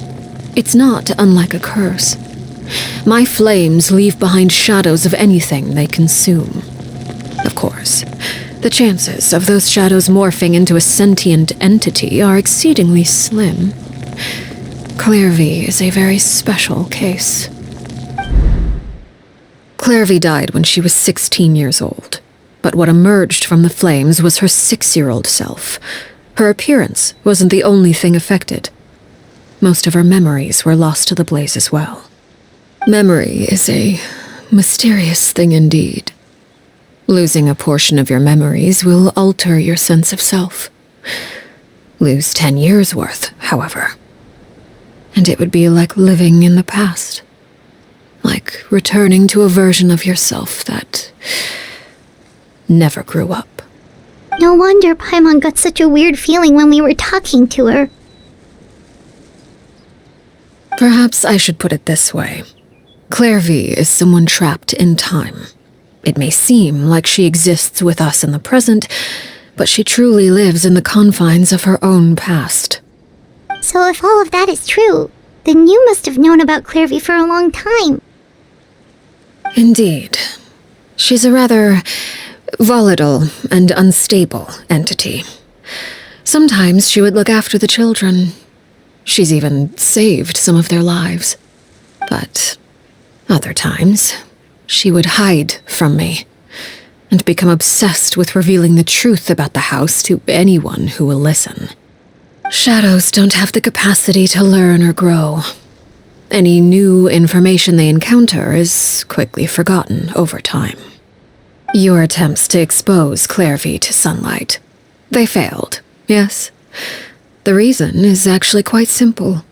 In Clairvy's mind, the house is impossible to escape, and it is this very perception that traps her there. But no matter. All I have to do is kill her again, and all will be resolved. I don't anticipate so much as a single speck of ash will be left behind this time. Wait! Paimon can understand why you might want her gone, but isn't there another way? So what if she's trapped in her 6-year-old self? She's still your friend! At least talk to her first! It's too late for that. She broke the rules, and now she must be punished. That goes for Filial and Nantoy as well. She's had quite the effect on them. I hope you understand the difference between Crucibina and myself lies in our formulation of the rules, not our policy for enforcing them. Upholding the rules without question is a trait we both share, because that is how a household should be run. Is this really what you want to do? Whatever could you mean? Don't you want to say a proper goodbye at least? Whether as a killer or as a father, there are two things that must be avoided at all costs: anger and sorrow. Anger makes you impulsive. Sorrow causes you to waver. Well, it appears it's about time to proceed. Before we arrived, I told some of my well-behaved children to bring our troublemakers here by nightfall. I do believe I've kept my end of the deal. I gave your friends quite a bit more time. As for what happens now, we'll just have to wait and see.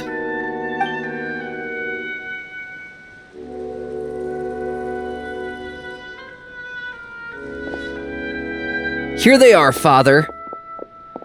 Ah, you gonna execute him? Seeing something like that would actually be a first for me. Lenny! I'm sorry. I heard about how you helped buy us more time. But I still failed. I couldn't find a way to fulfill her wish. Huh? Are you... Perry? Indeed, it's been a while, Clairvy. Perry! Shh, stay right there. I'm sorry to postpone our reunion, but first I believe certain scores need settling.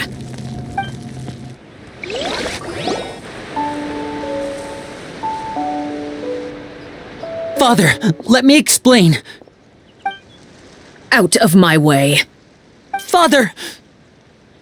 You chose to conceal a threat to the house, and for that, you must be punished. Overall, however, I suppose your wrongdoing is hardly the most egregious of the bunch, so I'll deal with your punishments later. As for right now, the more pressing concerns are the traitors among us. By traitors? Do you mean us? Father, let me explain. We didn't mean to... Fultz, why don't you share what you heard? Yes, Father. Secret Midnight Meeting number 3. Participants: Filial, Nantoy, Sato, Toddy. Nantoy clearly said, "If only Father wasn't the one who took us in." Sato added, "I'm sick of this life. I just want to live as a normal person." Filial was the worst of them all. She called us crazies and said a bunch of mean things about Father. I did not! You're lying! Fultz is trying to frame us! It's not like I'm the only one who heard those things. After that, you and Toddy and a bunch of other people started talking about Clairvy. You were using all those things Clairvy brought up as an excuse to question Father. We're birds locked in a cage. The only way out is to destroy it. That's what you said, wasn't it? You little... You just want me gone, don't you? What did I ever do to you, huh? And you, Sheplo, have you forgotten who stood by your sickbed, watched over you, and changed your dressings? Come on, let's hear it then. What's your reason for all this?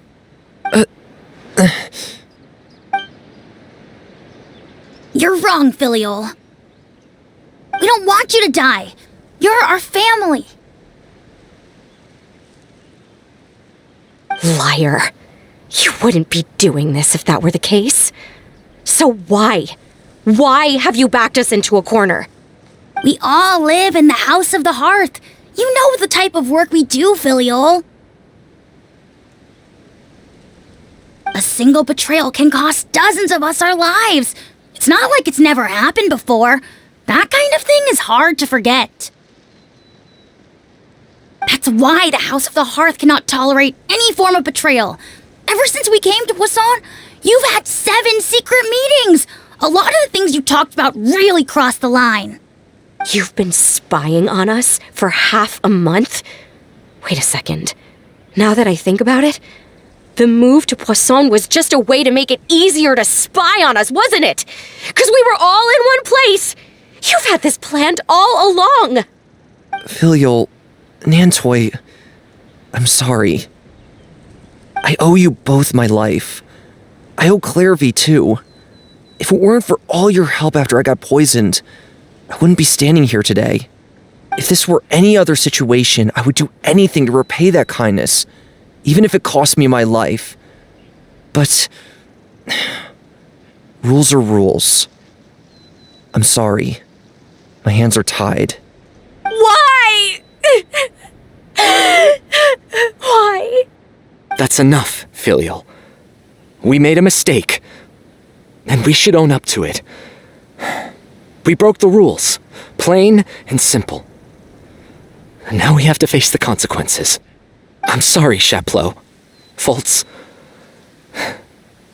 I'm sorry, Father. We accept our punishment. Chaplot, according to the rules of the House of the Hearth, how should these traitors be punished? All those who betray the house pay with their lives. And so it shall be.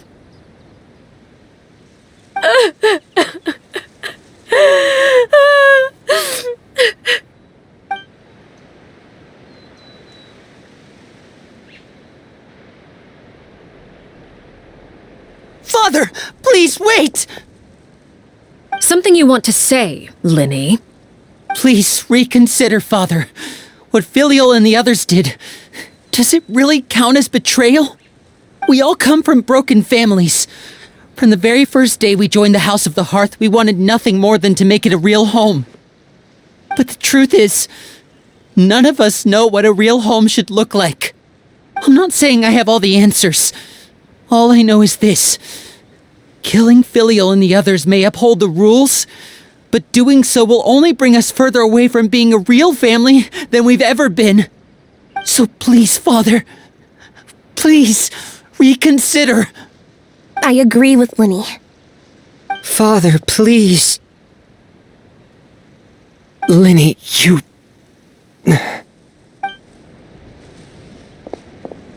I also agree with Linny.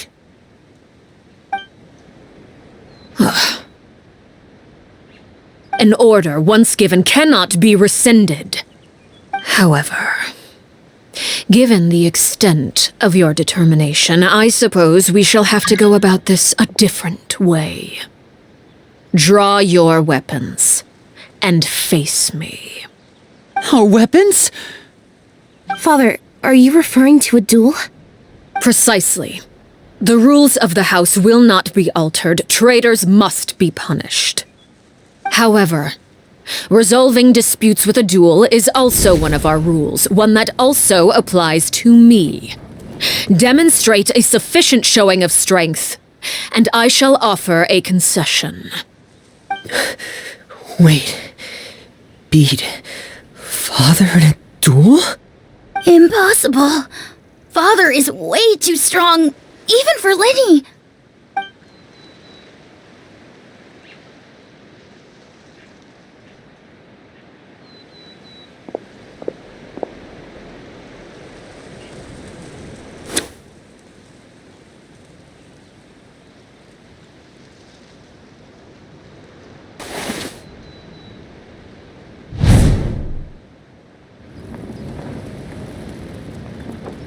Did you hear that, Traveler? Lenny and the others have to duel the knave. What should we do? Can they really win something like that? If they lose, those people from the house are really gonna be executed. Hey, are you listening?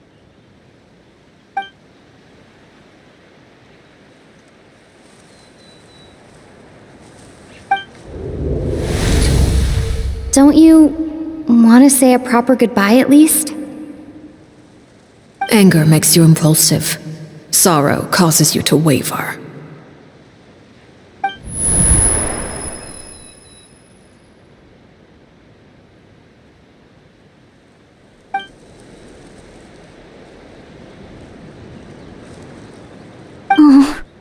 Looking at that expression on her face, she seems really serious about this.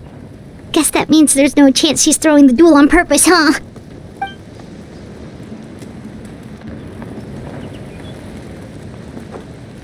When guests are around, families are often on their best behavior, and any disputes are less likely to escalate. When the time comes, make the choice that you deem most appropriate in the situation, and lend your help to the House of the Hearth.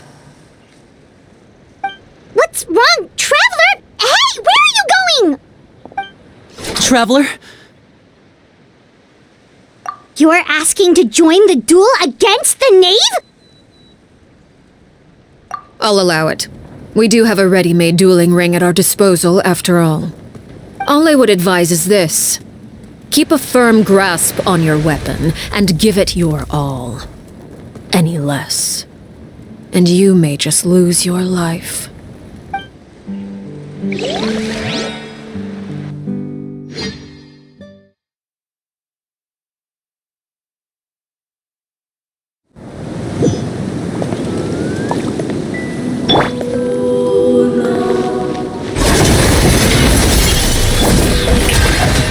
I swear by my sword! Go and plunge! The tides beckon. Bow your head.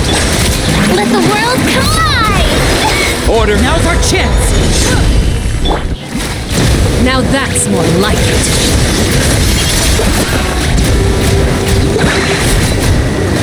With the fall of darkness, destruction shall rise. Spare your energy.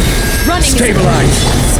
Are you sure? Time to fall. There's even stronger than I expected.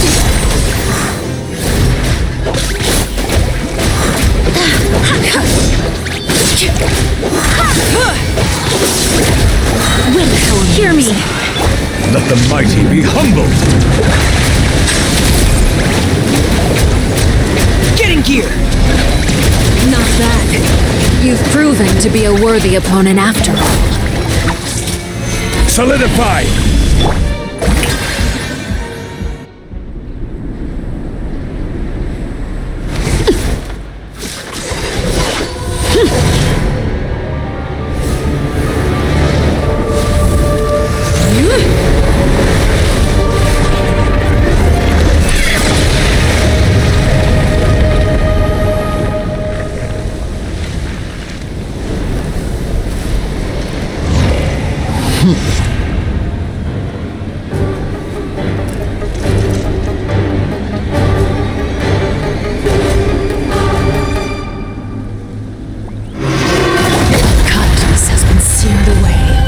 My blade is all that remains. Let my name echo in song! Go as one! Now our chance! Over here!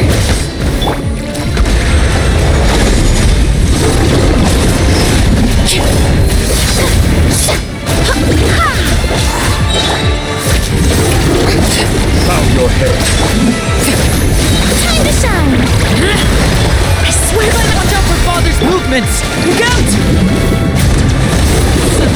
Only the...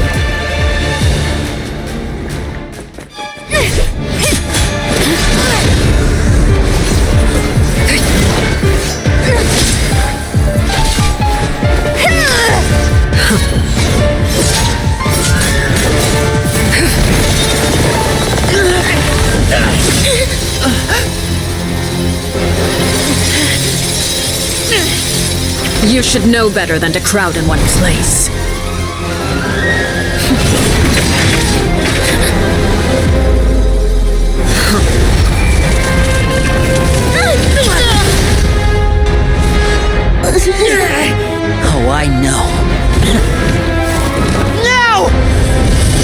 I'm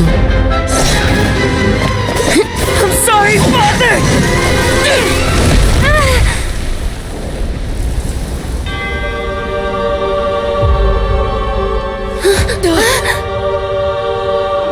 Sorry for what? This pitiful excuse for an attack?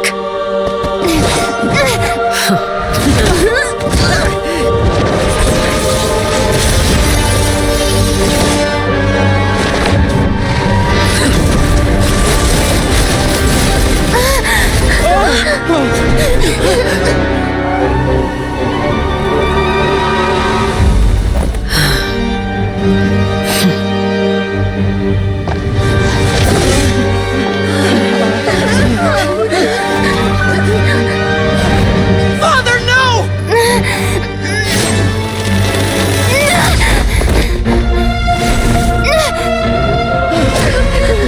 Made it out, did you? You're stronger than I expected.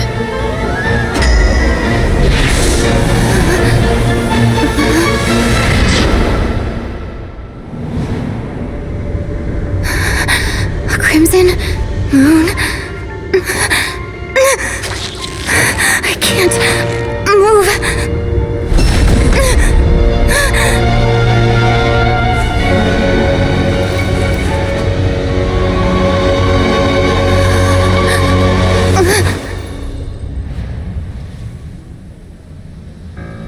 Still, not strong enough to beat me.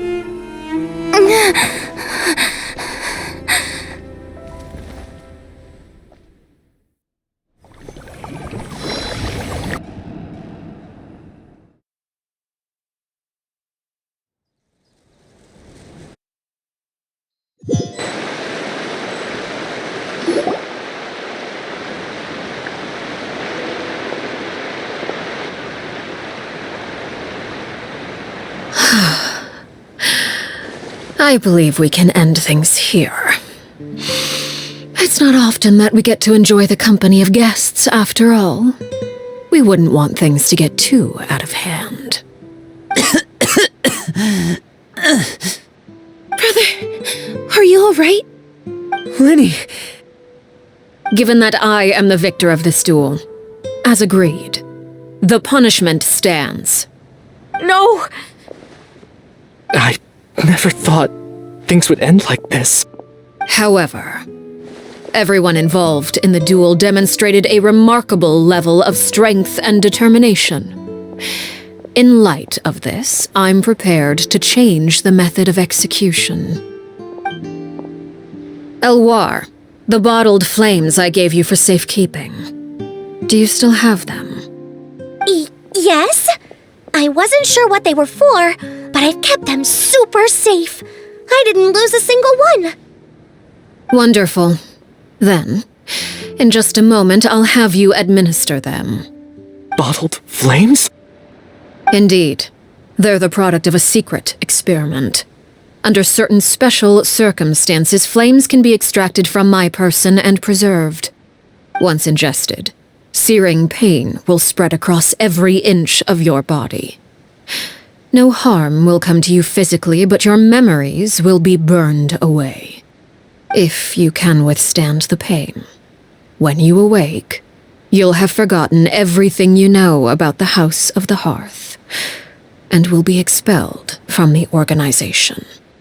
In other words, administering this concoction will kill the version of you that grew up in the house, and give you a new identity.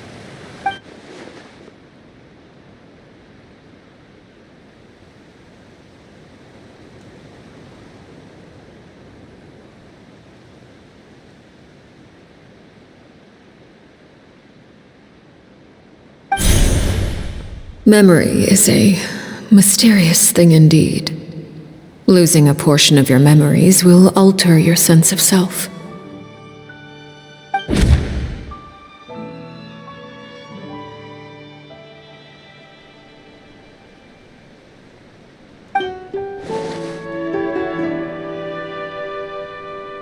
So, you're just letting us go, Father?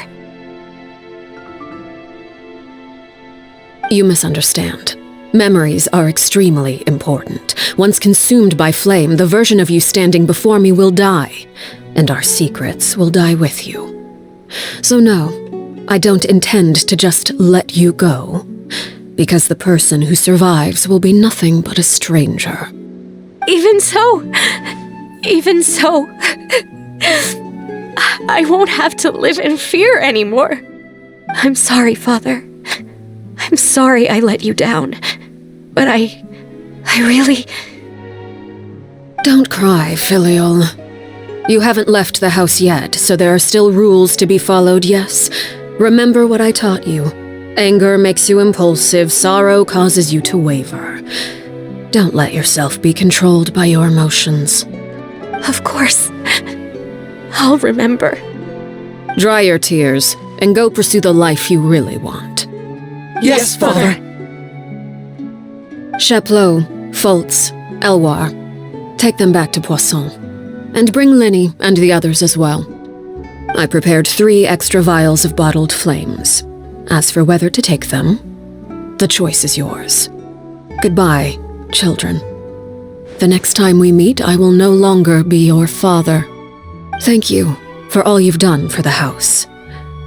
I hope you have bright futures ahead of you.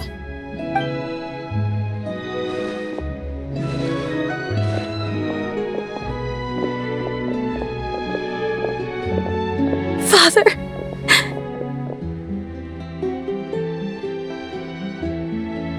Let's go.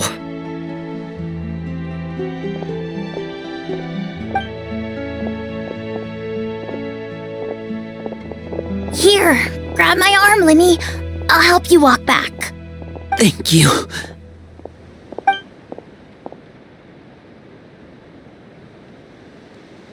Clairvy.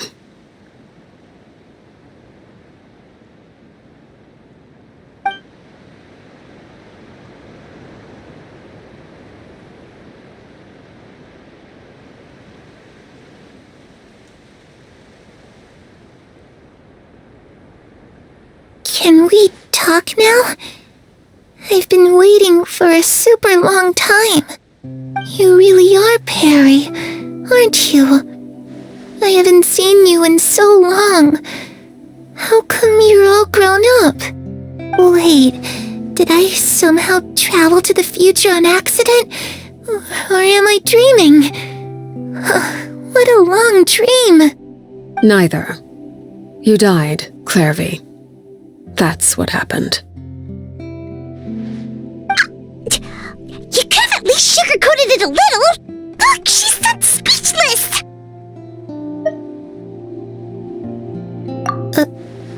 Oh. Okay then. Huh? That's it? You accepted it just like that? Yep. If that's what Perry says happened, then I believe her. Perry wouldn't lie to me. Plus, I don't really need to know why I'm like this. I'm more curious about what happens in the future. If you're a harbinger now, Perry, that means Mother is gone, isn't she? Can you tell me about it? I want to know what happened to her. And to me. You never stopped trying to defy fate. At first, no one believed you. You could only vent your frustrations to the moon. In fact, you often sought comfort in the night sky. You wanted to see the aurora, so one night we promised each other we would go to Snezhnaya to see it together. Later on, you tried to run away, but you were brought back each time. Mother spared your life, but it wasn't out of kindness. Instead, she decided to make an example of you by slowly torturing you over time. That way, the other children would know what happens to traitors. Still, you never gave up. Mother hoped that through ruthless duel after ruthless duel, she would be able to crown an ultimate victor among the children she raised. But you called on everyone to unite, to fight to a draw in order to reduce casualties. Your efforts may have only delayed the inevitable, but still. You gave them hope. You tried everything you could think of, but every attempt ended in failure. Still, you never turned your sword on Crucibina, and you never turned it on me. On that gloomy day, you told me, "For the last 16 years of my life, I've done everything I can to fight for freedom. But now, I realize that the only freedom I truly possess is the freedom to choose to die." I never imagined I would say something like that. I must have been feeling really worn down. But somehow, I still think I understand. According to Mother's plan, only one of us was going to make it until the end. And I always hoped that person would be you. If I could do it all over again, I still don't think I would make a different choice. Even when I first met you, I knew you'd be able to do what I couldn't. Is that so? Even now, I'm not sure I truly understand what kind of freedom you are trying to pursue. But as the head of the House of the Hearth and as the children's father, I've tried to give them the most basic of freedoms. The freedom to choose their own fate. It's something I discussed with the Eudex of Fontaine. The children who want to leave the house will have their memories wiped clean of all secrets pertaining to the organization. In return, they will be allowed to live a normal life in Fontaine without being prosecuted for their past. Of course, I won't simply hand freedom to them on a silver platter. They have to fight for it and prove themselves worthy of it. Only freedom that is earned has true value. That's more than enough. That's exactly the kind of life I was fighting for. You know, Perry, I think you're a pretty amazing king, and a really great father, too. I'm really happy that you're the one who took over the house. I guess I do have one regret, though. I still haven't seen the outside world. Well, it just so happens that our dear guests over here have been to many nations and traveled to countless places. Perhaps they would be willing to tell you what the outside world is like. Really? Of course! We've traveled all over the place. We've got so many stories, we could probably talk your ears off for 3 days straight.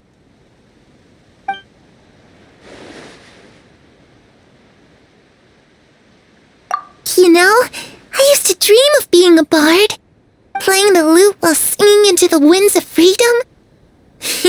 Even if there was no one there to listen, I would have continued to sing no matter what.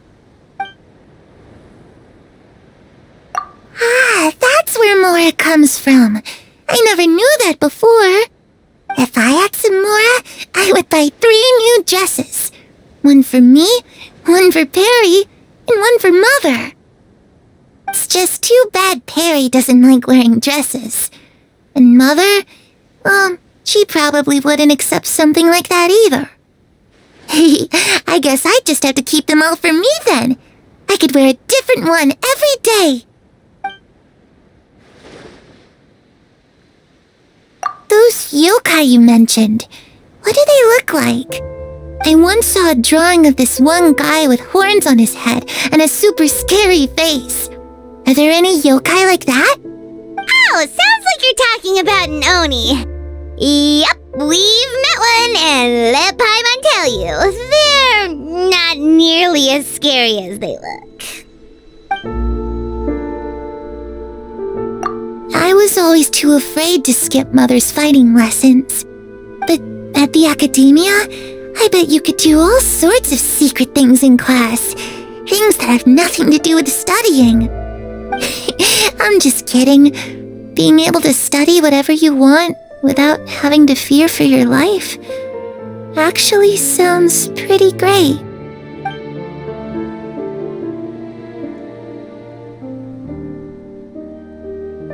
The situation was super dangerous. Lenny and Lynette were accused of committing a crime, and they were going to have to stand trial at the Opera Epicles. Oh no! That must have been hard for all of you. What happened next? Don't worry, we were able to turn the situation around super quickly. All thanks to Detective Paimon, of course. How'd you do that? Come on, tell me. Okay, so it was like this. After the failed magic show, we rushed to the scene and...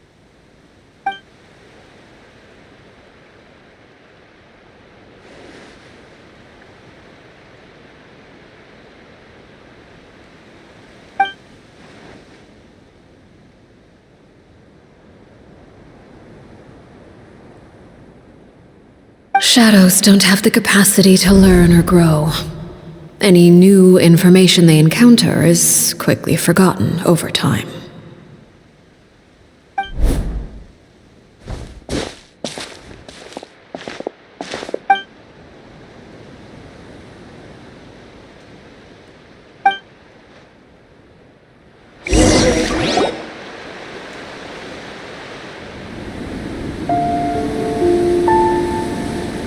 Clairvy, you've worked tirelessly from the shadows to overthrow the House of the Hearth.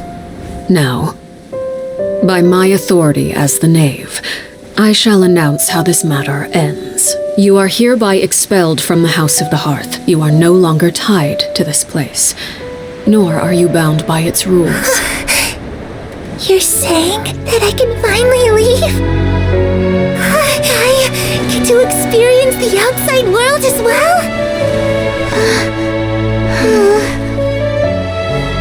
Oh, I almost forgot. There's no getting older for me.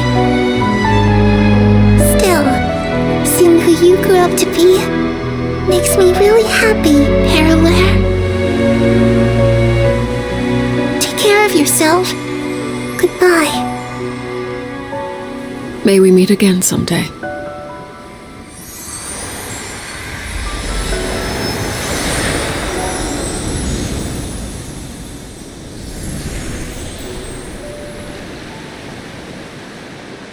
Clairvy. She left so soon. Paimon didn't even get to finish her story. I also have certain sentiments left unsaid. I wanted to tell her that the aurora I saw in Snezhnaya was just as beautiful as the ones in the pictures. But a shadow's memories reset at dawn. Had we delayed any longer, we wouldn't have had the time to say goodbye. Whatever regrets may linger, let them be lost to the coming of a new day. Father? It's Linny! Hey, Linny!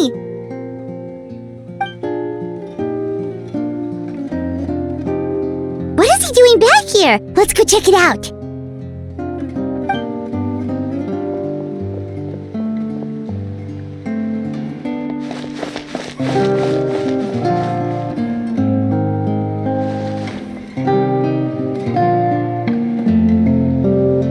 Father, the bottled flames have been administered.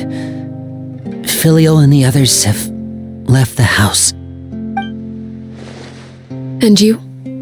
What have you decided? Thank you for giving us that choice, Father. But we never wanted to leave the house. It's the only home we've ever known. Lynette and Fremine feel the same way. They're recuperating back at the Hotel Bouffe d'été. But I decided to come back and tell you where we stood. I'm sure you're well aware of the expectations I have for you. I want you to follow in my footsteps and become the next king of the house.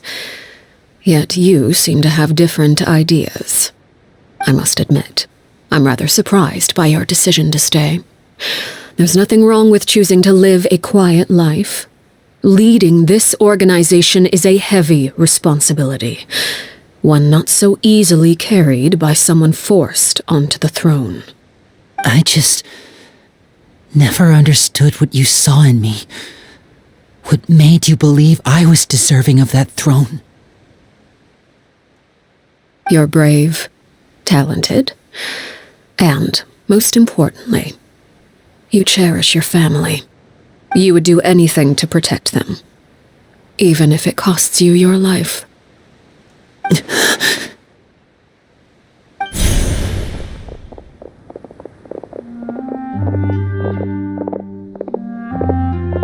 Speaking up back there was so brave of you, Linny. It's all thanks to you that we were able to convince Father to back down. You're a hero, Linny. Hero? Father is the real hero. Had Father gone all out during the duel, there's no way I would have walked away with my life. She must have had it all planned from the beginning, from the very moment she suggested a duel. I'm not deserving of that title. I'm not strong enough or smart enough. You're wrong. In my opinion, all you need to be deserving of the throne is conviction and the necessary strength to act on it. We may have different ideas of what it means to be a family, but you can hardly be said to lack conviction. What you truly lack is strength. For someone of your talent, though, that's something that will come with time. Even without that strength, you still chose to face me in a duel, even though the odds were stacked against you. That capacity to honor your convictions is what I truly see in you. Father. No one knows what the future holds, what tragedy or triumph may be in store. Being at the head of this organization requires the strength of will to face whatever comes. Caution will only hold you back. If reaching a certain standard were required to go after what you want, I would never have succeeded in killing my predecessor.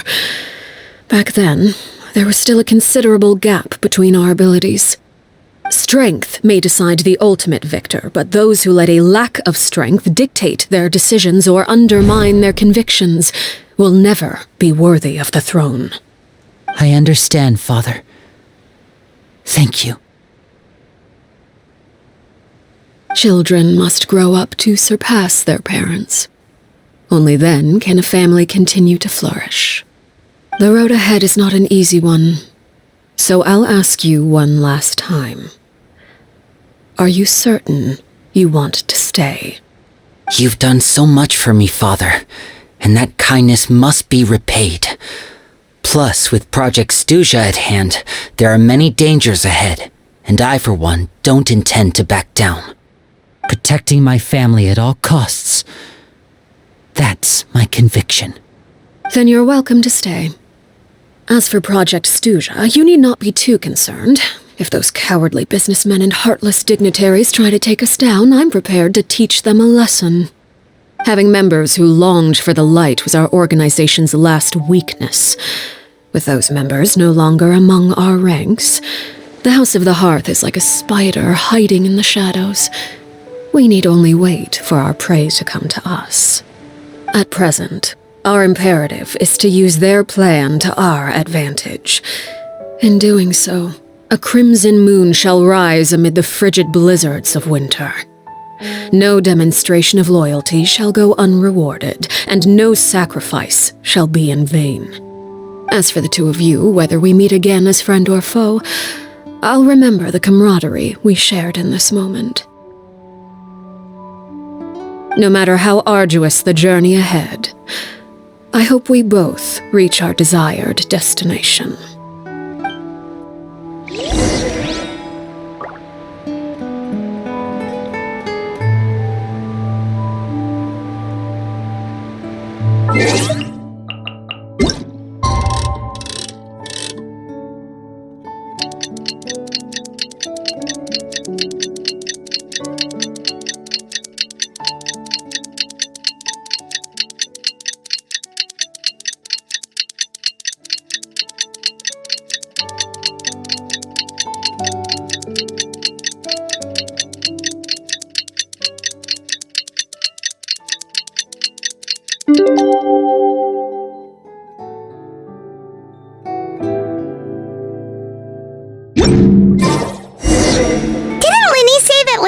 Fremine were recovering at the Hotel Bouffe d'été?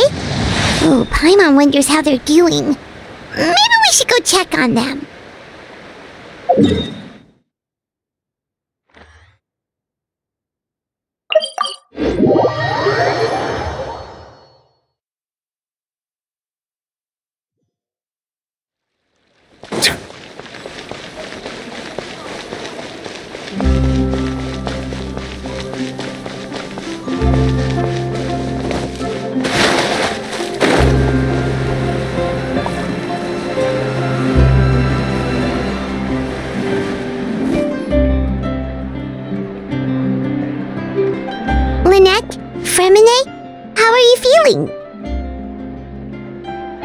Much better.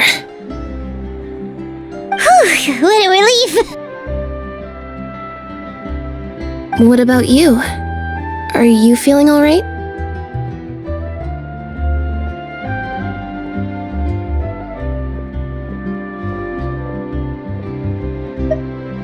I knew you'd come out unscathed. Us, on the other hand, well, we've been bedridden for 2 days. I couldn't even turn over. Oh, and I wanted to ask, is Clairvy gone? Linny and the other members have left Poisson and returned to the House of the Hearth. According to him, there haven't been any more sightings of a spirit roaming the house.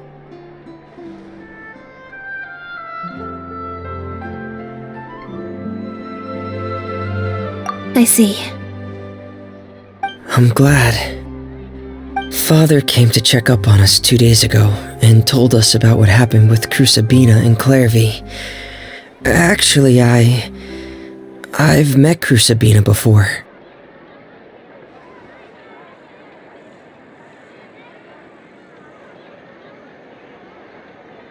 Wait, what?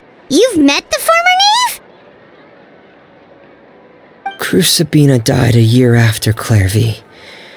It was during the year between their deaths that I joined the House of the Hearth. Crusabina had an extremely cruel and radical way of doing things. While she was alive, the atmosphere in the house was suffocating. When I joined, though, the experiment she valued so much had already come to an end, and all the people involved, dead and injured alike, were gone. Crusabina never talked about the past with us newcomers. A couple of months after I joined, Father killed Crusabina and burned all her files. With that, the names of all the people subjected to her experiments, Clairvy included, were lost to the flames, along with the painful memories they represented. Father took in Lenny and me a couple months after that, but she never mentioned anything about Crusabina or Clairvy. It really seems like something she was planning to keep to herself. The last time you talked to her, did she mention why she kept it a secret for so long? She said she didn't want us to be affected by the darkness of the past. She was worried we'd develop a false sense of gratitude towards her if we knew about it. The foundation of a family should be free of any corrupting influence. Whatever happened in the past, it has nothing to do with who we are now. And that's what Father told us in the end. But I still thanked her for everything. It was only after hearing about what Crusabina did that I finally realized how insignificant our lives could have been. The members of the house meant nothing to her. To say that she valued them in any way, even just as a tool, would probably be giving her too much credit. If Father hadn't taken over the House of the Hearth, I probably would have already...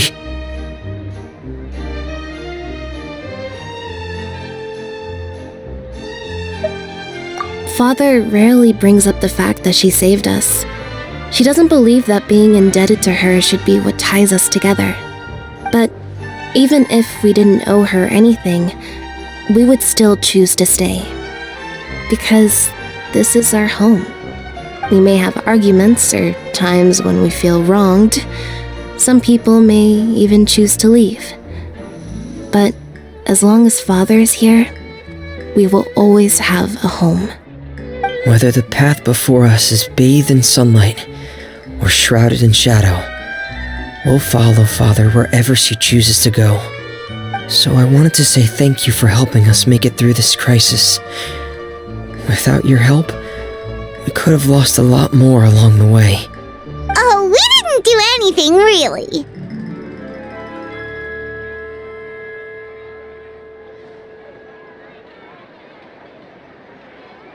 Of course.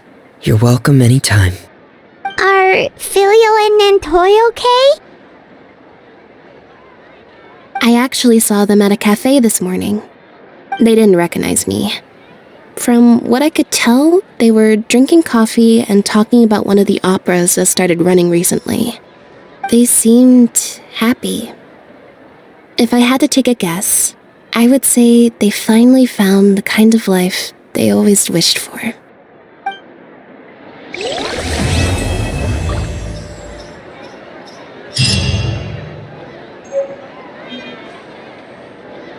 No way! I'm not guessing. Take a guess. Fresh fruit, sweeter than syrup.